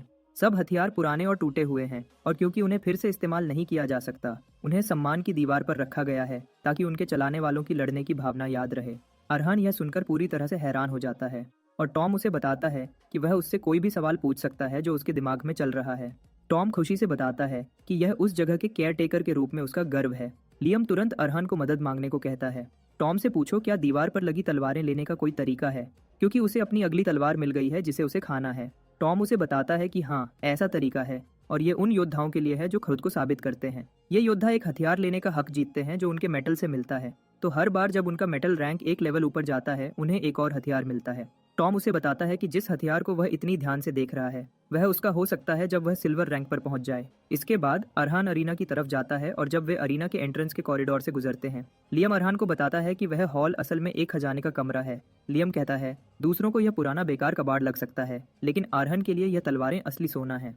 लियम खुश है क्योंकि अरहान के पास अब अरीना में आने के बहुत से कारण हैं, चाहे वह सिर्फ ट्रेनिंग के लिए ही क्यों न हो, क्योंकि उसे रैंक बढ़ाकर कुछ अच्छी तलवारें लेनी है। लियम कहता है कि वह तो बस सब तलवारें चुरा लेना चाहता था, लेकिन यह लगभग नामुमकिन है क्योंकि टॉम कोई मामूली आदमी नहीं है। अरहान ये नहीं समझता क्योंकि टॉम एक अच्छे बूढ़े आदमी जैसा लगता है और लियम समझता है कि अरहान वह क्यों नहीं देख पाया जो उसने देखा, क्योंकि उनके बीच एक बहुत बड़ा फर्क है जो वह महसूस नहीं कर पाया। लियम बताता है कि टॉम अपनी माना को आर्मर में बदल सकता है और पूरी सुरक्षा बना सकता है, भले ही वह आधा बना हो। असल में वह अच्छा दिखने वाला टॉम एक सोर्ड एक्सपर्ट है। अरहान यह सुनकर हैरान हो जाता है क्योंकि sword expert rank sword master rank से ठीक पहले आता है।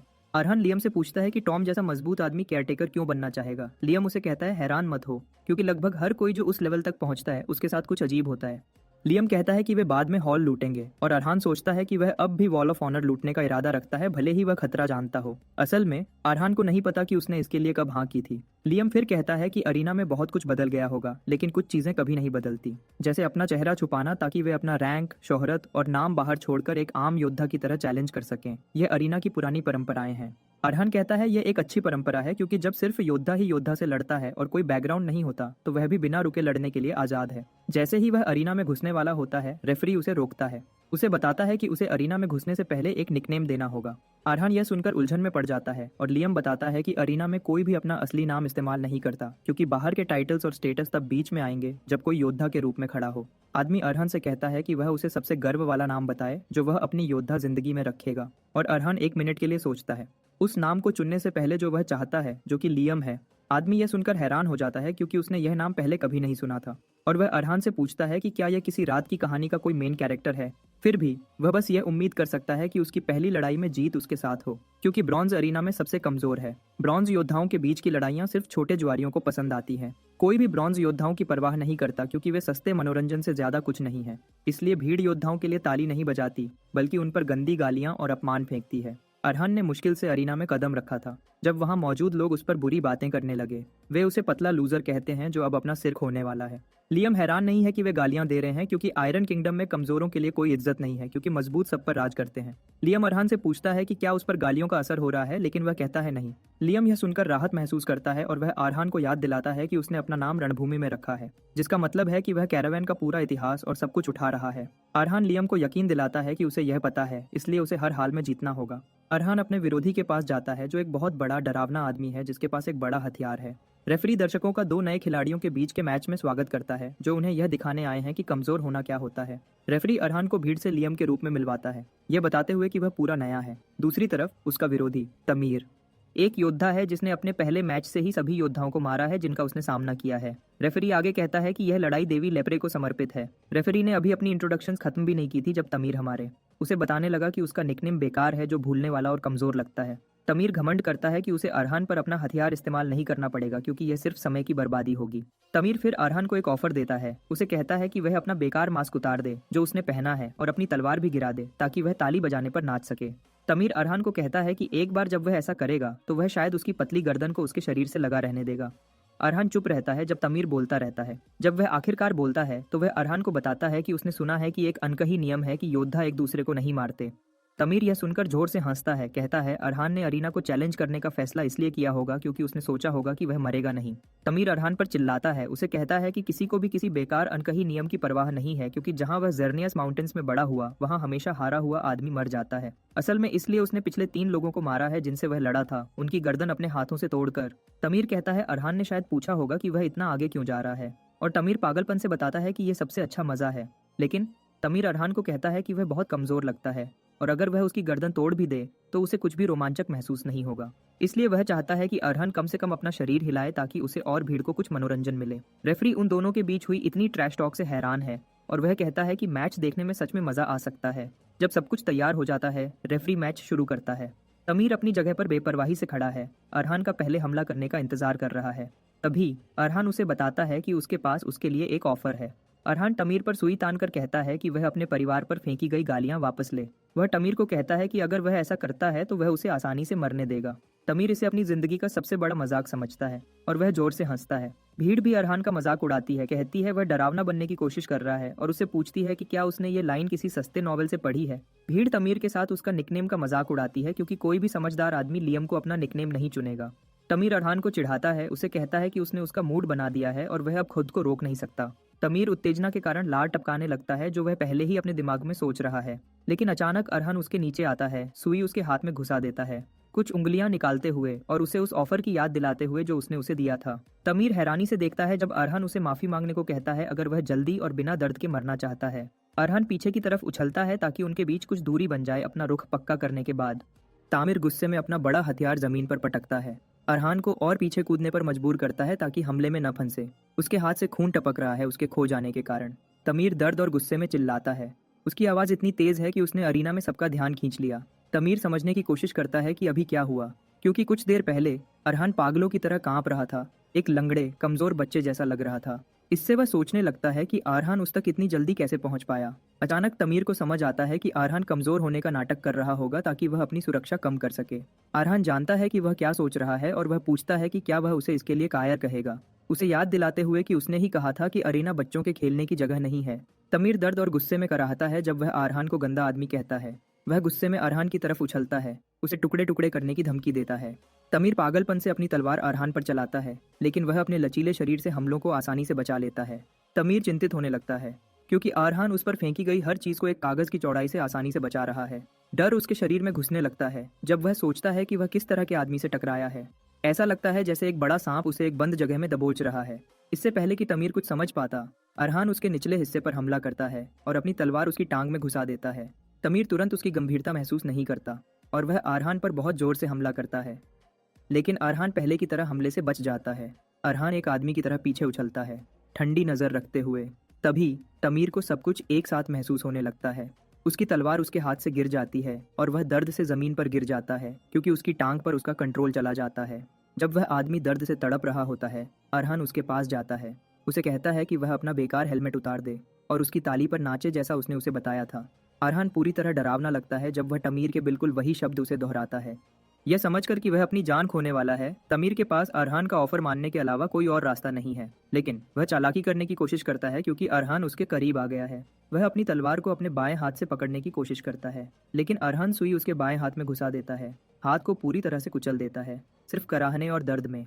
और अरहान उसे कहता है कि वह अपने अगले फैसले के बारे में अच्छे से सोचे क्योंकि यह उसका आखिरी हो सकता है। तुरंत तमीर समझ जाता है कि अगर वह सावधान नहीं रहा तो अरहान उसे सच में मार देगा। वह हार मान लेता है और अरहान से माफी मांगने लगता है। उसे कहता है कि उसे उसका नाम अपमानित करने के लिए अफसोस है।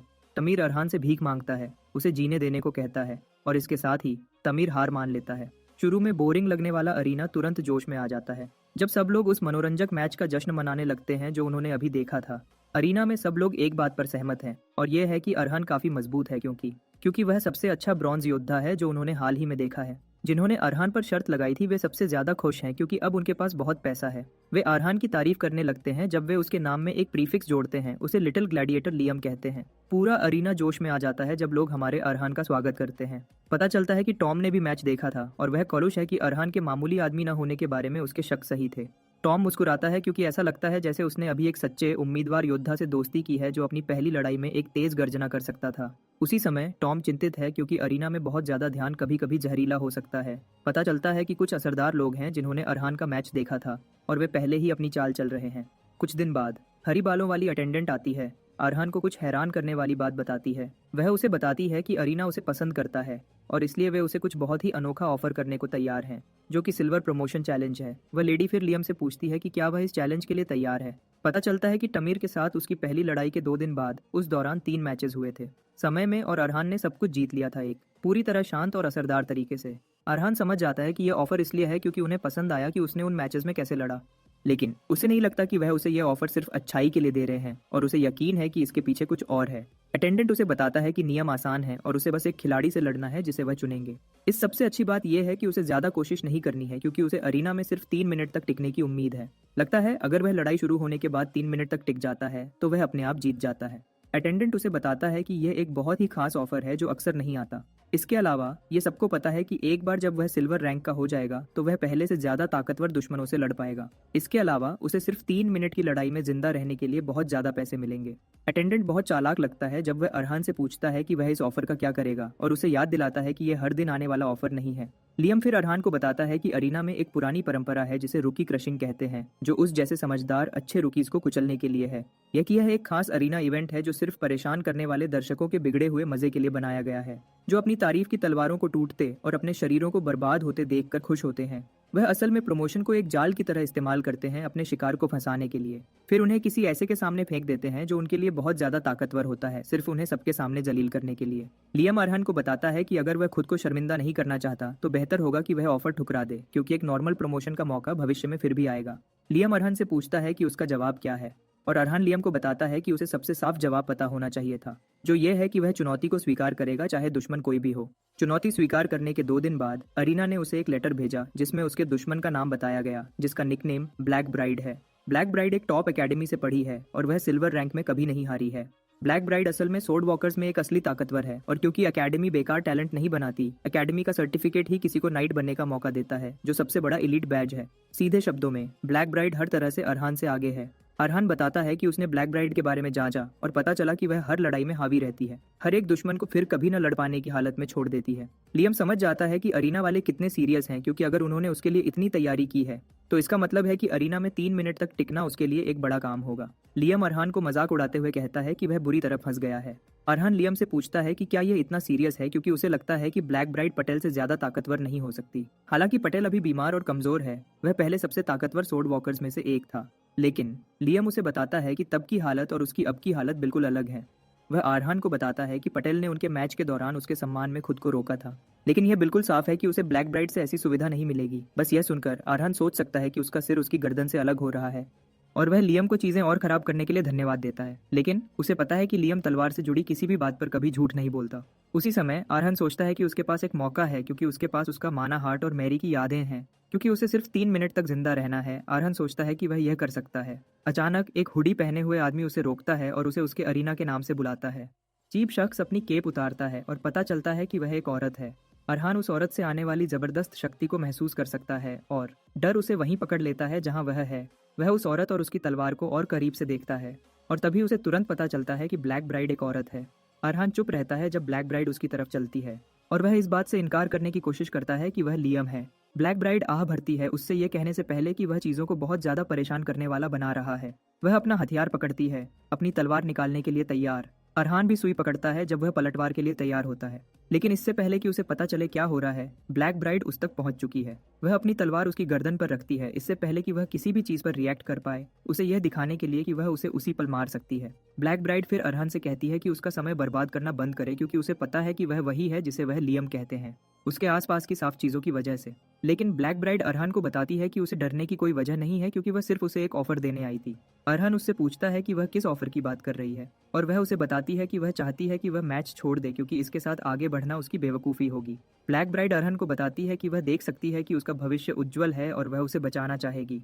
अरहान उससे पूछता है कि क्या होगा अगर वह जिद करे कि वह लड़ना चाहता है और ब्लैक ब्राइड उसे पूरी ठंडक से बताती है कि उसे इसकी कीमत चुकानी पड़ेगी। उसी रात बाद में एक परेशान अरहान टॉम से मिलने वॉल ऑफ ऑनर की तरफ जाता है। टॉम उसे रात में इतनी देर से देखकर हैरान होता है और उससे पूछता है कि वह वहाँ क्यों है। अरहान इतनी देर से आने के लिए माफ़ी मांगता है क्योंकि उसे पता है कि बिना बताए आना गलत है, लेकिन उसकी एक बेशर्म गुजारिश है। एक गंभीर और दृढ़ चेहरे के साथ अरहान टॉम से पूछता है कि क्या कोई तरीका है जिससे वह वॉल ऑफ ऑनर से तलवार उधार ले सके। ब्लैक ब्राइड के जाने के बाद लियम उसे साफ तारीफ के साथ जाते हुए देखता है, यह कहते हुए कि उसका टैलेंट इस युग में पूरी तरह बर्बाद हो रहा है। वह बताता है कि ज्यादातर सोर्ड वॉकर्स एक दीवार से टकराकर टूट जाते हैं, लेकिन ब्लैक ब्राइड अलग है क्योंकि उसकी तरक्की को कुछ भी नहीं रोक रहा है, बस थोड़े से धक्के से वह अगले क्षेत्र में जा सकती है जो उसे एक पीढ़ी में एक बार आने वाला जीनियस बनाता है। लियम से इतनी तारीफ सुनकर, जो शायद ही किसी की तारीफ करता है, अरहान हैरान रह जाता है, यह याद करते हुए कि ब्लैक ब्राइड ने पहले उसका सिर कैसे लगभग ले लिया था। उसे उन दोनों के बीच का अंतर समझ आता है, सिर्फ बड़ा नहीं है बल्कि बिल्कुल बेउम्मीद है। लेकिन फिर भी पीछे हटना उसकी डिक्शनरी में नहीं है, तो वह उससे सामना करने का मन बना लेता है क्योंकि अरहान हार मानने से इनकार करता है। लियम समय बर्बाद नहीं करता और उसे दूसरी तलवार ढूंढने के लिए कहता है। उसी रात अरहान हॉल ऑफ ऑनर में टॉम से मिलता है और तलवार उधार मांगता है। टॉम हिचकिचाता है, यह पूछने से पहले कि क्या यह ब्लैक ब्राइड के खिलाफ उसके ड्यूल से जुड़ा है। अरहान हैरान है कि टॉम ने इसके बारे में पहले ही सुन लिया है और टॉम उसे बताता है कि लड़ाई की खबर जंगल की आग की तरह फैल चुकी है क्योंकि यह दो सबसे अच्छे ग्लैडिएटर्स के बीच की लड़ाई है। लेकिन टॉम साफ देख सकता है कि पर्दे के पीछे क्या हो रहा है। अरीना अरहान को प्रमोट नहीं कर रहा है बल्कि उसे साफ तौर पर फंसा रहा है। टॉम उसे समझाने की कोशिश करता है, यह बताते हुए कि ब्लैक ब्राइड वह नहीं है जिससे उसे अभी लड़ना चाहिए। यह इसलिए क्योंकि वह पूर्वी महाद्वीप की एक जीनियस है, आयरन किंगडम की 3 महान एकेडमीज में से एक की टॉप ग्रेजुएट और अरीना में एक अजेय शक्ति। इसी वजह से टॉम को लगता है कि अरहान के लिए ब्लैक ब्राइड जैसे मुश्किल फाइटर का सामना करने का यह सही समय नहीं है। हालांकि वह भी बहुत पोटेंशियल वाला एक शानदार फाइटर है। वह अरहान को फिर से सलाह देता है कि वह दूसरी लड़ाइयों से और अनुभव हासिल करे और ऐसी शक्ति का सामना करने की ताकत बनाने के बाद उसे चुनौती दे। उसे लगता है कि जिंदा रहते हुए एक शानदार लड़ाई करने का यही एक तरीका है। अरहान थोड़ी देर के लिए टॉम की बातों पर सोचता है और बस उसे सलाह के लिए धन्यवाद देता है, जिसके बाद वह घोषणा करता है कि वह फिर भी ब्लैक ब्राइड से लड़ना चाहता है। एक असली खतरे की तरह वह अपनी गुप्त तकनीक भावनात्मक हेराफेरी को एक्टिवेट करता है। कांपते हाथों और लड़खड़ाती आवाज के साथ वह एक ऐसा प्रदर्शन करता है जो इतना विश्वसनीय है कि उसे अवार्ड मिलना चाहिए। वह मानता है कि वह डरा हुआ है लेकिन दावा करता है कि वह डर से भागना नहीं चाहता। फिर वह हॉल से तलवार उधार मांगता है, ये कहते हुए कि पिछले योद्धाओं की आत्माएं उसे हिम्मत देंगी। डील पक्की करने के लिए वह एक विन विन प्रस्ताव रखता है कि अगर वह जिंदा रहता है तो उसे तलवार सही तरीके से मिलेगी और अगर वह मर जाता है तो टॉम उसे उसकी लाश से वापस ले सकता है। और अगर इतना काफी नहीं था, अरहान एक आखिरी चाल चलता है, ऐसे दिखाता है जैसे वह बिना किसी शिकायत के इनकार स्वीकार कर लेगा। थोड़ी देर की अंदरूनी लड़ाई के बाद टॉम मान जाता है और उसके लिए नियम तोड़ने को तैयार हो जाता है। उसे लगता है कि अरहान में एक सच्चे फाइटर की आत्मा है जो उसे इस छूट के लायक बनाता है। अपना किरदार न छोड़ते हुए अरहान और आगे बढ़ता है, फिर से पूछता है कि क्या इससे कोई परेशानी नहीं होगी। यह टॉम को पूरी तरह से खत्म कर देता है, जो उसे पूरे विश्वास के साथ आश्वासन देता है। और इस पॉइंट पर टॉम पहले ही भावनात्मक रूप से कमजोर हो चुका है। अरहान बार बार धन्यवाद में झुकता है, जबकि लियम बगल से पूरी तरह मनोरंजन के साथ देखता है। वह यहाँ तक कहता है कि अरहान में तलवारबाजी से ज्यादा एक्टिंग का टैलेंट हो सकता है और एंटरटेनमेंट इंडस्ट्री में बहुत पैसे कमा सकता था। सब कुछ तैयार होने के बाद अरहान उत्सुकता से अपनी दूसरी तलवार को निगलने और उसकी शक्ति को अपने अंदर मिलाने का इंतजार करता है। अगला दिन अरीना उत्साह से भर जाता है जब लंबे समय से इंतजार किया जा रहा ड्यूअल शुरू होता है। भीड़ गरजती है, खून की प्यासी, जब ब्लैक ब्राइड अपनी खास डार्क ब्राइड पोशाक में युद्ध क्षेत्र में कदम रखती है। लेकिन पर्दे के पीछे चीजें कहीं ज्यादा बुरी हैं। अरीना ने उसे पहले ही अरहान को पूरी तरह कुचलने का निर्देश दिया था, और सिर्फ उसे हराना नहीं, बल्कि ज्यादा से ज्यादा मनोरंजन के लिए उसका एक अंग लेना। पहले तो वह बिना हिचकिचाहट के इनकार कर देती है, लेकिन जिस पल वह इनाम बताते हैं वह पूर्वी महाद्वीप की एक लेजेंडरी ड्रैगन तलवार है, सब कुछ बदल जाता है।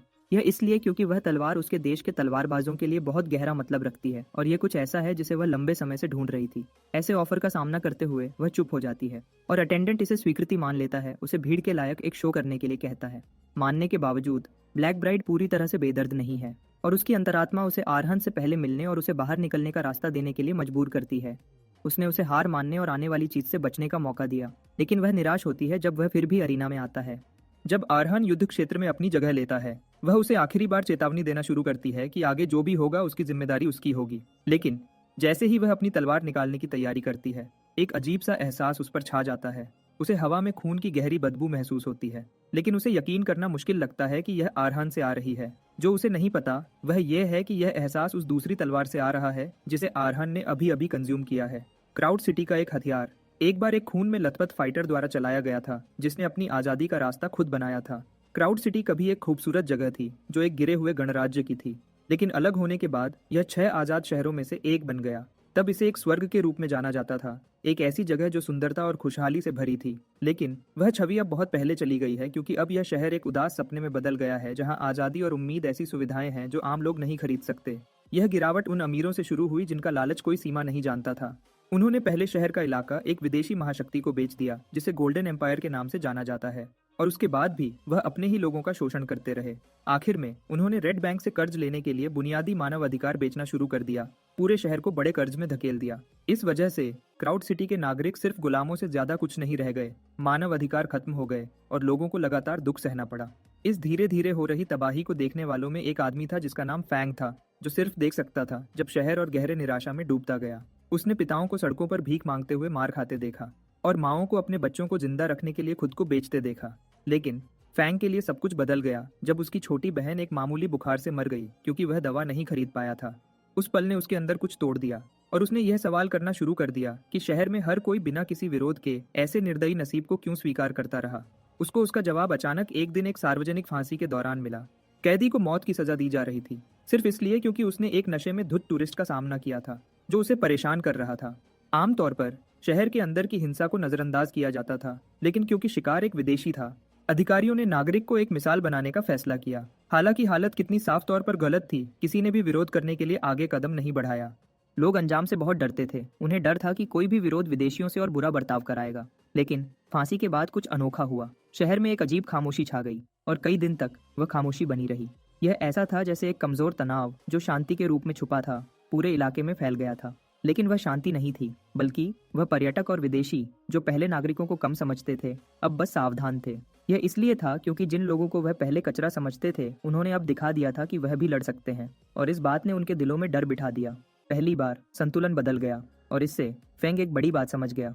उसका मानना था कि लोगों को बांधने वाली जंजीरें सिर्फ उन पर थोपी नहीं गई थीं, बल्कि उनके अपने डर और लापरवाही ने भी उन्हें बनाए रखा था। अगर वह सच में बदलाव चाहते तो वह जंजीरें कब की टूट चुकी होती। लेकिन वह यह भी समझ गया था कि आज़ादी बिना कीमत के नहीं मिलेगी, उसके लिए खून बहाना पड़ेगा और किसी को वह बोझ उठाना पड़ेगा। इस सच को मानकर फैंग ने एक हत्यारे के रूप में अंधेरे में जाने का फैसला किया, यह सोचकर कि वह ही न्याय देगा। वह अपने हाथों को खून से रंगने को तैयार था, अगर इसका मतलब क्राउड सिटी की खोई हुई आज़ादी और जन्नत को वापस लाना था। और अब फैंग का वही हथियार आरहान ने अपने अंदर ले लिया है, और उम्मीद है कि यह उसे इस लड़ाई में सब कुछ बदलने में मदद करेगा। उसके तुरंत बाद घोषक स्टेज पर आता है और लंबे समय से इंतजार की जा रही लड़ाई शुरू होने का ऐलान करता है। भीड़ में उत्साह की लहरें दौड़ जाती हैं। ब्लैक ब्राइड चुपचाप अरहान की शक्ति को देखती है। उसे याद आता है कि जब उसने उसे पहली बार देखा था तो वह एक किराए के सिपाही जैसा लग रहा था, लेकिन अब उसकी शक्ति ऐसी लगती है जैसे वह खून की एक बड़ी नदी में डूबा हुआ हो। वह देखती है कि अरहान अब अंधेरे और खून में छुपा एक हत्यारा लगता है। वह उसे देखती रहती है, यह समझने की कोशिश करती है कि वह असल में क्या है, लेकिन उसे कुछ समझ नहीं आता। वह इस अजीब हालत को समझ नहीं पाती। वह उसे ध्यान से देखती है, ये समझने की कोशिश करती है कि क्या बदला है, लेकिन कुछ भी मेल नहीं खाता। जो उसने पहले देखा था और जो अब वह महसूस कर रही है, उसमें बहुत बड़ा अंतर है, जिससे वह उसे समझ नहीं पाती। फिर भी वह उन ख्यालों को एक तरफ रखती है।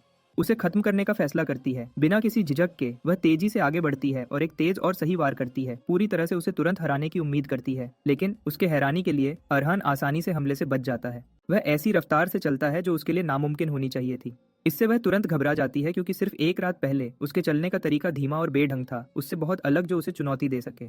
उसके उस रूप के हिसाब से ऐसा कोई मौका नहीं था जहां वह समय पर प्रतिक्रिया कर पाता, अकेला उसके हमले का इतनी आसानी से जवाब दे पाता। लेकिन अब वह बिल्कुल अलग इंसान की तरह चलता है। इससे पहले कि ब्लैक ब्राइड समझ पाती कि क्या हो रहा है, अरहन फासला कम करता है। एक हाथ में सुई और दूसरे हाथ में हत्यारे की तलवार से हमला करता है। जैसे ही उनकी तलवारें टकराती हैं, ब्लैक ब्राइड को कुछ और भी परेशान करने वाला दिखता है। उसकी सांस और उसके चलने का तरीका भी अजीब लगता है, जैसे वह किसी और का हो। जैसे ही लड़ाई जारी रहती है, अरहन उसकी रफ्तार से कदम मिलाता है, आसानी से उसके वारों का जवाब देता है। इससे उसकी उलझन और बढ़ जाती है क्योंकि उसके बारे में सब कुछ उसके ज्ञान के खिलाफ रहते कहता है। उसके सामने अब वही अनुभवहीन लड़ाकू नहीं है, बल्कि कुछ ज्यादा खतरनाक है, जिससे उसे यह सोचने पर मजबूर होना पड़ता है कि अरहान असल में क्या है। अरहान उसके सवालों को नजरअंदाज करता है और उसके हमलों का जवाब देता रहता है, हर वार को सही तरीके से बचाते हुए, जिससे ब्लैक ब्राइड को उसके लड़ने के तरीके का ध्यान से विश्लेषण करना पड़ता है। वह जल्दी ही देखती है कि उसके चलने का तरीका अजीब है, क्योंकि वह एक ही समय में एक किराए के सिपाही और एक हत्यारे की तरह लड़ता है। उसके चलने का तरीका बिना देर किए लगातार बदलता रहता है, जिससे यह अनुमान लगाना बहुत मुश्किल हो जाता है कि वह आगे क्या करेगा। शैलियों के बीच का यह आसान बदलाव उसके समय को गड़बड़ कर देता है और एक पल के लिए अरहान को बढ़त मिल जाती है। वह खुद भी बता सकता है कि उसने कितनी सुधार की है, यह समझकर कि उसने तलवार चलाने वाले शुरुआती स्तर को पहले ही पार कर लिया है। लेकिन जितना भी वह प्रभावशाली लगता है, अरहान को दर्दनाक रूप से पता है कि जो वह कर रहा है वह सिर्फ लापरवाह दिखावा है। वह जानता है कि वह ऐसे चलने का तरीका इस्तेमाल कर रहा है जो पूरी तरह से उसके नहीं है, और जल्दी ही उसका डर सच हो जाता है। ब्लैक ब्राइड धीरे धीरे खुद को ढाल लेती है और जल्दी ही उसकी ताल को तोड़ देती है, उसे पीछे धकेल देती है। एक बार जब वह उसका विश्लेषण कर लेती है तो वह शांति से पूछती है कि क्या उसके पास और कोई चाल बची है, यह साफ करते हुए कि उसने उसे पहले ही समझ लिया है। उसी समय भीड़ उत्साह से भर जाती है। वह हैरान है कि अरहान जैसा एक मामूली ब्रॉन्ज रैंक का लड़ाकू हमेशा जीतने वाली ब्लैक ब्राइड के खिलाफ टिका हुआ है। उसकी हाल की जीतों ने उसे पहले ही ध्यान दिलाया है और अब और लोग उसके लड़ाई में जिंदा बचने पर शर्त लगा रहे हैं। कुछ तो यह भी मानने लगते हैं कि वह सच में जीत सकता है, जबकि दूसरे अब भी यकीन करते हैं कि एक अनुभवहीन लड़ाकू उस जैसी निर्दयी को हरा नहीं सकता। फिर भी तालियां और तेज हो जाती हैं। कुछ दर्शक उसके लिए खुश होते हैं, जबकि दूसरे बस उम्मीद करते हैं कि वह कम से कम एक गटर के चूहे की तरह मरने के बजाय ज्यादा प्रभावशाली तरीके से मरे। अपने आसपास की तालियों के बावजूद अरहान बेचैन रहता है जब वह अपनी अगली चाल की योजना बनाता है। वह फैंग की तलवार से निकलने वाली जबरदस्त मारने की इच्छा को महसूस कर सकता है, उसके अंदर खून खराबे की तेज बदबू के साथ। उस पल लियम अरहान से कहता है कि वह किराए के सिपाही की सुई और हत्यारे की तलवार दोनों से आने वाली भावनाओं को पूरी तरह से अपनाए।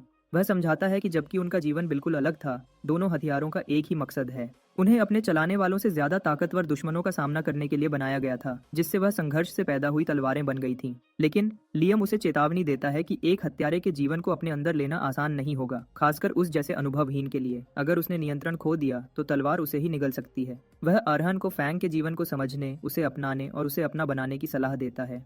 उन शब्दों को सुनकर अरहान खुद को संभालता है और गहरी सांस लेना शुरू करता है। हर सांस के साथ माना उसके अंदर बहने लगती है, जिससे उसे अपनी शांति वापस मिल जाती है। यह देखकर लियम उसे बताता है कि असली लड़ाई अभी शुरू हो रही है। वह समझाता है कि ब्लैक ब्राइड ने पहले ही उसकी क्षमताओं का विश्लेषण कर लिया है पहले वार के दौरान। इसका मतलब है कि वह अब पीछे नहीं हटेगी, अब से वह गंभीरता से लड़ेगी। अरहन जल्दी ही अपनी स्थिति की गंभीरता को समझ जाता है, क्योंकि अरीना में छुपने की कोई जगह नहीं है, और यह उसके लिए एक बड़ी कमजोरी है, क्योंकि एक हत्यारे की ताकत अंधेरे में होती है। ऊपर से ब्लैक ब्राइड अब पूरी तरह से ध्यान केंद्रित है, जिसका मतलब है कि उसने कोई भी हैरानी का तत्व खो दिया है। बिना किसी स्पष्ट फायदे के वह निष्कर्ष निकालता है कि उसका एकमात्र विकल्प है फासला बनाना और समय खरीदना, जब तक 3 मिनट की सीमा पूरी न हो जाए। उस सोच पर अमल करते हुए अरहन तेजी से कई कदम पीछे हटता है, उनके बीच का फासला बढ़ाता है। लेकिन अगले ही पल ब्लैक ब्राइड तुरंत फासला कम कर देती है। उसे पूरी तरह से हैरान छोड़कर दर्शकों में से टॉम बिना हैरानी के देखता है, यह जानते हुए कि अरहान ने अभी तक एक तलवार चलाने वाले की असली शक्ति को नहीं समझा है। पता चलता है कि उस स्तर पर लड़ाकू अपनी माना को बाहर की ओर बढ़ा सकते हैं, एक ऐसा रास्ता बनाते हैं जो उन्हें दुश्मनों को दबाने की अनुमति देता है, जबकि वह हमले और बचाव दोनों को नियंत्रित करते हैं। लेकिन ज्यादा महत्वपूर्ण बात यह है कि वही शक्ति उनके शरीर के अंदर भी बह सकती है, उनकी शारीरिक क्षमताओं को एक अलौकिक स्तर तक बढ़ाकर। जल्दी ही ब्लैक ब्राइड अपना लगातार हमला शुरू करती है, अरहान को बचाव की स्थिति में धकेल देती है, जहां वह बस साथ रहने के लिए संघर्ष करता है। उसे जल्दी ही साफ हो जाता है कि वह पहले पीछे हट रही थी, क्योंकि जो रफ्तार और शक्ति वह अब दिखा रही है वह उससे कहीं ज्यादा है जो उसने पहले अनुभव किया था। अरहान बेचैनी से कोई खाली जगह या कमजोरी ढूंढता है, लेकिन उसे कुछ नहीं मिलता। वह देखता है कि ज्यादातर लड़ाकुओं के विपरीत जो अपने हमलों के बीच छोटे अंतर छोड़ते हैं, उसकी तलवारबाजी निर्दोष है। हर हरकत अगले से बिना किसी रुकावट के जुड़ जाती है, जिससे पलटवार के लिए कोई जगह नहीं बचती। अरहान को उसकी शैली लड़ाई से कम और कला से ज्यादा लगती है। हर वार एक माहिर चित्रकार के ब्रश के स्ट्रोक की तरह बहता है, जिसमें रणभूमि उसकी कैनवस का काम करती है, जहां वह अपनी तलवार के हर झटके से पूर्णता बनाती है, जबकि वह संघर्ष करता है। अरहान बाहर निकलने का रास्ता ढूंढता रहता है, जबकि उसके सामने वाली योद्धा से वह हैरान है। जब उस पर एक और शक्तिशाली वार आता है तो वह उसे अपनी पूरी ताकत से रोकता है, किराए के सिपाही की सुई और हत्यारे की तलवार दोनों का इस्तेमाल करते हुए। लियम भी प्रभावित होता है जब वह ब्लैक ब्राइड की तकनीक देखता है, समझाते हुए कि पूर्वी महाद्वीप के तलवारबाज मार्शल आर्ट्स का अभ्यास करते हैं। लड़ाई का एक रहस्यमयी रूप जो उनके चलने के तरीके को प्रकृति से जोड़ता है। उनके पैरों का काम भी पंख जैसा हल्का होता है और उनकी तलवार का हर झटका सुंदर होता है, हवा में एक सुंदर बहता हुआ रास्ता बनाता है। हर सुंदर वार एक लहर की तरह टूट पड़ता है और तभी रुकता है जब वह सामने वाले दुश्मन से टकराता है। अरहान हर निर्दोष तलवार के वार से बचता रहता है, लेकिन जैसे ही वह सोचता है कि वह सुरक्षित है, ब्लैक ब्राइड एक ऐसा रास्ता बनाती है जो उसे बिल्कुल बीच में पकड़ लेता है और एक शक्तिशाली छलांग के साथ वह अपनी कला को पूरा करने के लिए आगे बढ़ती है। लेकिन आने वाले हमले का तेज दबाव अरहान को हत्यारे फैंग के जीवन में धकेल देता है। फैंग की यादों से उसे सड़ते हुए क्राउड सिटी में वापस ले जाया जाता है और वह खून जो फैंग को आजादी के रास्ते में और देश के भ्रष्ट अमीरों के खिलाफ अपनी लड़ाई में बहाना पड़ा था। हर हमले के बाद मौत का लगातार एहसास और खून की बदबू। और ऐसे ही एक दिन फेंग ने पीछा करने वालों से बचने की कोशिश की, लेकिन खुद को एक बंद गली में फंसा हुआ पाया जहां से निकलने का कोई रास्ता नहीं था। उसके सामने एक ऐसा दुश्मन खड़ा था जो उसकी पहुंच से बहुत बाहर था, इसलिए बचने का एकमात्र रास्ता भागना था। और अब वह भी चला गया है। जब उसका दुश्मन एक निर्णायक रास्ता बनाता है, फैंग को एहसास होता है कि उसका जीवन आखिरकार खत्म हो गया है। लेकिन जैसे ही दुश्मन उसकी तरफ लपकता है, कुछ ऐसा होता है जिसे सिर्फ एक चमत्कार कहा जा सकता है। फेंग को अपने सामने एक छोटी सी कमजोरी दिखती है, जिसे वह जल्दी ही समझ जाता है कि यह वही चीज है जिसने उसे बचने में मदद की है, मौत से कई बार। जैसे ही दुश्मन पास आता है और वार करता है, फैंग किसी तरह हमले से बच जाता है और पलटवार की तैयारी करता है, उस कमजोरी का इस्तेमाल करते हुए। उसी पल अरहान उस याद को पूरा कर लेता है और ब्लैक ब्राइड के खिलाफ अपनी खुद की कमजोरी ढूंढ लेता है। वह तुरंत उसके कंधे के ऊपर वार करता है, खून निकलता है। ब्लैक ब्राइड हैरान रह जाती है जब अरहान दूसरे छोर की तरफ दौड़ता है, आखिरकार यह समझकर कि हत्यारे हमेशा कैसे बचने का रास्ता ढूंढ लेते हैं, चाहे कितनी भी मुश्किल परिस्थितियां हों। लेकिन यह कुछ ऐसा है जो वह खुद नहीं कर सकता था, बल्कि एक प्रतिभाशाली हत्यारे की यादों के साथ। ब्लैक ब्राइड हैरान है कि अरहान कुछ ही सेकंड में उसके पूरी तरह से बनाए गए रास्ते को तोड़ने में कामयाब रहा। लेकिन उसने अरहान की पसलियों पर जो भयानक हमला किया था, उससे उसे यकीन हो जाता है कि वह अपने सफर के अंत तक पहुंच गया है। अरहान जम जाता है जब उसे अपने पेट में दर्द का दर्दनाक एहसास होता है। वह देखता है कि ब्लैक ब्राइड फैंग के दुश्मन की तुलना में एक जबरदस्त दुश्मन है, जो खुद भी एक कुशल तलवारबाज था। उसने न सिर्फ अरहान के एक घातक घाव से खुद को बचाया, बल्कि उसे सिर्फ एक पल में नुकसान भी पहुंचा दिया। उस हमले की वजह से अरहान की पसलियां ऐसी लगती हैं जैसे वह जरा सी हरकत से भी टूट सकती हैं, इसलिए वह अपनी जगह पर जम जाता है। अपनी घायल हालत में अरहान को डर है कि वह किराए के सिपाही या हत्यारे की कलाओं का इस्तेमाल नहीं कर पाएगा, और समय खरीदने के लिए फैसला बनाना तो और भी नामुमकिन है। अपने विकल्पों का विश्लेषण करने के बाद वह निष्कर्ष निकालता है कि सबसे अच्छा तरीका लड़ाई छोड़ देना होगा। वह थोड़ी देर के लिए इस रास्ते पर चलने की सोचता है, भले ही यह शर्मनाक हो। कम से कम अपनी जान बची होने पर उसे लगता है कि वह बाद में सही तरीके से रैंक बढ़ा सकता है। लेकिन कारवानों के खून में वह जिद उस पर हावी हो जाती है, जिससे अरहान और भी दृढ़ हो जाता है कि वह लड़ता रहे। अपने युवा वंशज को अपने खिलाफ मुश्किलों के बावजूद लड़ने का इरादा फिर से बनाते देख लियम गर्व से मुस्कुराता है। घोषणाकर्ता भी हैरान है कि एक मामूली ब्रॉन्ज लड़ाकू ने हमेशा जीतने वाली योद्धा रानी को चोट पहुंचा दी। वह सोचने लगता है कि क्या अरहान अपनी घायल हालत में लड़ता रहेगा। उसे एक और दौर के लिए तैयार होते देख घोषक को एहसास होता है कि अरहान में ऐसी लगातार दृढ़ निश्चय के साथ एक सितारा बनने की क्षमता है। तो वह भीड़ को उत्साह देता है और ऐलान करता है कि अरहान के पास जीत के लिए लगभग 10 और सेकंड है। जैसे ही अरहान और ब्लैक ब्राइड अपनी आखिरी टक्कर में भिड़ते हैं, लियम अपने युवा वंशज को देखता है, जिसे वह मानता है कि उसमें प्रतिभा के गुण नहीं है। लियम के लिए एक प्रतिभाशाली वह होता है जो नामुमकिन परिस्थितियों के बीच भी रास्ता ढूंढ लेता है। जब उन्हें ऐसी चुनौतियों का सामना करना पड़ता है जो दूसरों को नामुमकिन लगती है, तो वह हमेशा अपने रास्ते खुद बनाते हैं और सफल होते हैं। और प्रतिभाशाली वह होते हैं जिनकी उपलब्धियां इतिहास में बनी रहती हैं। लेकिन लियम सोचता है कि अरहान उनमें से नहीं है, क्योंकि उसका शरीर कमजोर है और उसकी तलवार चलाने की कला कम है। जहां आम लड़ाकू जल्दी से 10 कदम सीख सकते हैं, अरहान उतने ही समय में 3 से भी कम कर पाता है, जो उसके शरीर की हद है। इसी बीच अरहान मजबूती से खड़ा है, भले ही ब्लैक ब्राइड ने उसे कई जगह काट दिया है। इससे लियम को लगता है कि अरहान उन कुछ लोगों में से हो सकता है जो प्रतिभाशालियों से भी ज्यादा बड़े माने जाते हैं, क्योंकि वह कभी हार नहीं मानते। इन खास लोगों को महान कहा जाता है और उनका पक्का इरादा कभी कभी एक बड़ा बदलाव लाता है जो उन्हें हीरो बना देता है। लियम को लगता है कि अरहान का न रुकना, जब उसे अपनी सबसे प्यारी चीज खोने का डर हो, तब भी वह अलग है।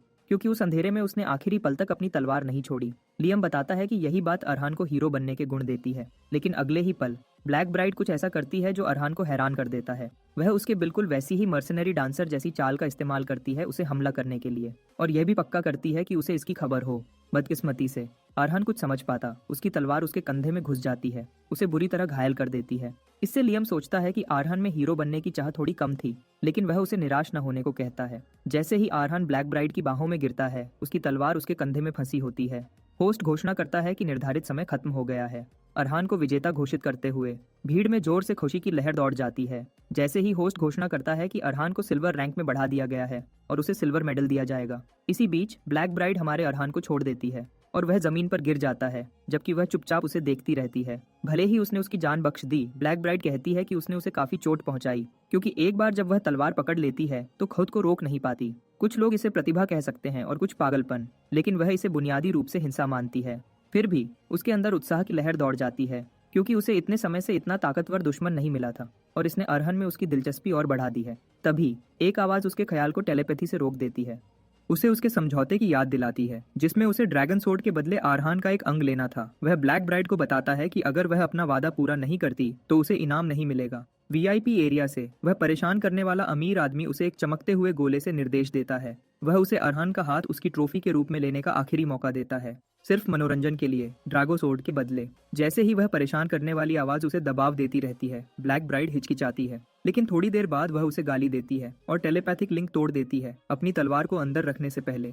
इसके साथ वह कुछ समय के लिए शहर छोड़ने का मन बना लेती है, लेकिन अचानक उसकी आंखों के सामने एक तेज रोशनी फट जाती है। ब्लैक ब्राइड इसे समझने की कोशिश करती है, और जब उसे एक जानी पहचानी लेकिन बेचैन करने वाली ऊर्जा महसूस होती है, लियम उसके सामने प्रकट होता है। लियम भी इस अचानक हुए बदलाव से हैरान है और सोचता है कि क्या यह अरहान के बेहोश होने का नतीजा है या उस भयानक लड़ाई के बाद का असर है। वह ब्लैक ब्राइड का स्वागत करता है, उसे पूर्वी छोटी लड़की कहकर बुलाता है। वह उसे बताता है कि वह पूर्व की उन दुर्लभ लोगों में से है जिन्हें शामन्स कहते हैं, जो आत्माओं को महसूस कर सकते हैं और उनके पास एक शक्तिशाली दिव्य ऊर्जा होती है। लियम हैरान है कि ब्लैक ब्राइड के पास उसकी बेहतरीन युद्ध कला के साथ इतनी तेज समझ भी है। इसी बीच ब्लैक ब्राइड अभी भी हैरानी में है, सोच रही है कि क्या उसके सामने का दृश्य एक धोखा है। लेकिन एक बात उसे साफ हो जाती है, और वह यह है कि उसके सामने वाले व्यक्ति के पास एक हार्ट सोर्ड है, जो सिर्फ वही लोग दिखा सकते हैं जो तलवार के अंत तक पहुंच चुके हैं। हार्ट सोर्ड तलवार मास्टर के स्तर पर किसी का प्रतीक भी है। ब्लैक ब्राइड को याद आता है कि सोर्ड मास्टर कार्लोस के चारों तरफ 10 खिलते हुए हार्ट सोर्ड्स थे जब वह सबसे ताकतवर तलवारबाज बना था।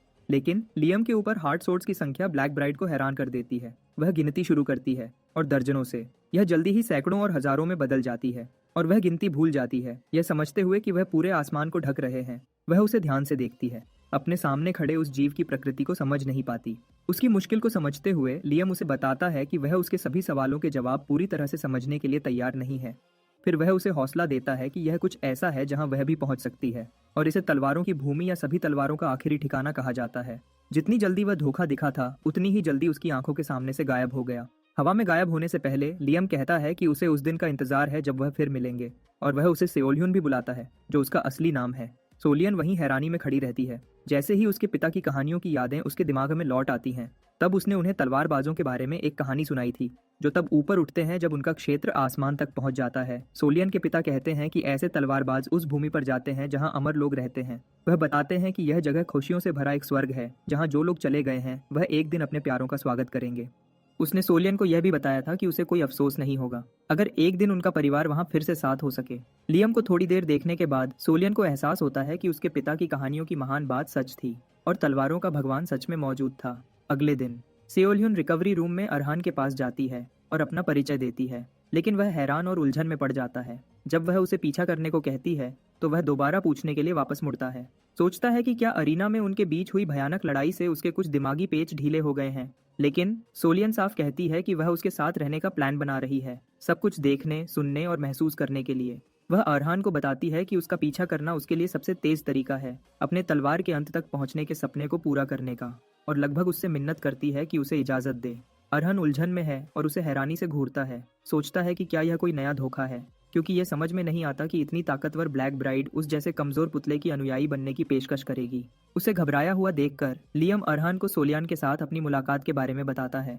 जब वह अरीना में बेहोश हो गया था, लियम गर्व से घोषणा करता है कि वह उसके जबरदस्त अनंत रीझ से मोहित हो गई थी। अरहान लगभग उल्टी करने वाला होता है जब वह अपने बूढ़े पूर्वज को एक नए नए जोकर की तरह हरकत करते देखता है। लियम अपनी तारीफ करता रहता है कि कैसे प्राचीन काल से तलवारबाज उसकी परछाई देखकर ही तुरंत उसके वफादार नौकर बन जाते हैं। फिर वह कहता है कि उसे अरहान पर तरस आता है क्योंकि उसकी उम्र में उसे सेओल जैसी लड़की के साथ बिस्तर में होना चाहिए और पागलपन भरा प्यार महसूस करना चाहिए, खून खराबा और बदले के पीछे भागने के बजाय। बदकिस्मती से, क्योंकि अरहान को किस्मत ने तलवार के रास्ते पर धकेल दिया है। लियम उसे किसी भी प्रेम संबंध को छोड़ देने की सलाह देता है। वह कहता है कि ऐसे रिश्तों को पकड़े रहना उसे सिर्फ रोकेगा और कमजोर बनाएगा। लियम फिर उसे याद दिलाता है कि वह कैरावैन का वंशज है और उन लोगों का बदला लेने वाला है जिन्हें ले जाया गया है। वह अरहान से सोलियन की तलवारबाज के रूप में कीमत को तोलने को कहता है और यह तय करने को कहता है कि क्या यह असली है। अरहान चुपचाप उसकी जांच करता है, ध्यान देता है कि वह एक ऊंचे स्टार की मददगार है जो उसके प्रति वफादारी की कसम खाना चाहती है। और क्योंकि लियम ने भी उसकी प्रतिभा को पहचाना है, सेओलियन उसके लक्ष्य को पूरा करने में मददगार होगी। उनकी लड़ाई के दौरान वह कितनी कुशल थी, यह याद करते हुए अरहान सोचता है कि उसकी मौजूदगी उसे बेहतर बनने के लिए जरूर प्रेरित करेगी। तो वह अपना परिचय ठीक से देता है और उसे एक पड़ोसी के रूप में अपने साथ शामिल होने का स्वागत करता है। और सोलियन भी खुद को उसकी देखभाल में रखती है। कैरावैन वापस जाते हुए अरहान सोलियन को बताता है कि वह उसके इलाके में पहुंचने से पहले कुछ साफ करना चाहता है और वह उसे कहता है कि इस बात का बुरा न माने। अरहान उस लड़की को बताता है कि वह अभी एक उलझे हुए रिश्ते में है जिसे वह ठीक से समझा नहीं सकता, लेकिन मूल बात यह है कि वह उसके साथ रिश्ते में नहीं रह सकता। जैसे ही अरहान ये कहता है, माहौल तुरंत बदल जाता है और अरहान आगे कहता है कि उसे पूरा यकीन है कि सोलन भी उसे उस तरह नहीं देखती। फिर भी अरहान उसे याद दिलाता है कि वह अलग लिंग के हैं, तो चीजें अचानक बदल सकती हैं। अगर ऐसा होता है तो अरहान चाहता है कि सोलियन उसकी बात समझे। सोलियन फिर जवाब देती है, उसे बताती है कि वह समझती है कि वह क्यों चिंतित है, लेकिन उसे यकीन दिलाती है कि इसकी कोई जरूरत नहीं है। सोलियन अरहान के अहंकार को पूरी तरह तोड़ देती है जब वह उसे बताती है कि वह उसका टाइप नहीं है, तो उनके बीच कुछ भी होने का कोई मौका नहीं है। लियम यह सुनकर लगभग हंसी से मर जाता है, लेकिन सोलियन वहीं नहीं रुकती। वह अरहान को बताती है कि उसे ऐसे पुरुष पसंद हैं जो उससे लंबे हों, भारी शरीर वाले हों और तेज गंभीर चेहरे वाले हों। वह अरहान को पूरी तरह से तोड़ देती है, यह बताकर कि उसे पतले और कमजोर लड़कों से कोई लेना देना नहीं है। इसके अलावा वह कहती है कि अरहान बहुत ज्यादा नरम दिखता है और वह ऐसे टाइप का लगता है जो माफ मांगेगा, भले ही लड़ाई किसी और ने शुरू की हो। वह उसे इतनी बुरी तरह से सुनाती है कि रथ चलाने वाला भी अरहान की तरफ से पसीने छोड़ने लगता है। सोल्जन अरहान को बताती है कि उसे उससे कोई शिकायत नहीं है, लेकिन यह बिल्कुल साफ है कि वह उसका टाइप नहीं है। ये कहने के बाद सेओलियन पूछती है कि क्या उसे अभी भी जारी रखना चाहिए, लेकिन अरहान शर्मिंदगी से नहीं कहता है, क्योंकि अगर उसे उस बिल्कुल सीधी बात करने वाली लड़की से एक और दौर की सुनाई मिली तो वह मुरझा सकता है। क्योंकि वह इस बात से आगे बढ़ चुके हैं, सेओलियन अरहान को बताती है कि उसे उससे कुछ और पूछना है। वह उससे पूछती है कि क्या उसके गांव में और पड़ोसी हैं, क्योंकि उसने कहा था कि वह दूसरी थी। अरहान बताता है कि एक नाइट अभी हाल ही में वहां रहने आया है और उसे पूरा यकीन है कि वह उसके साथ अच्छे से घुल मिल जाएगी।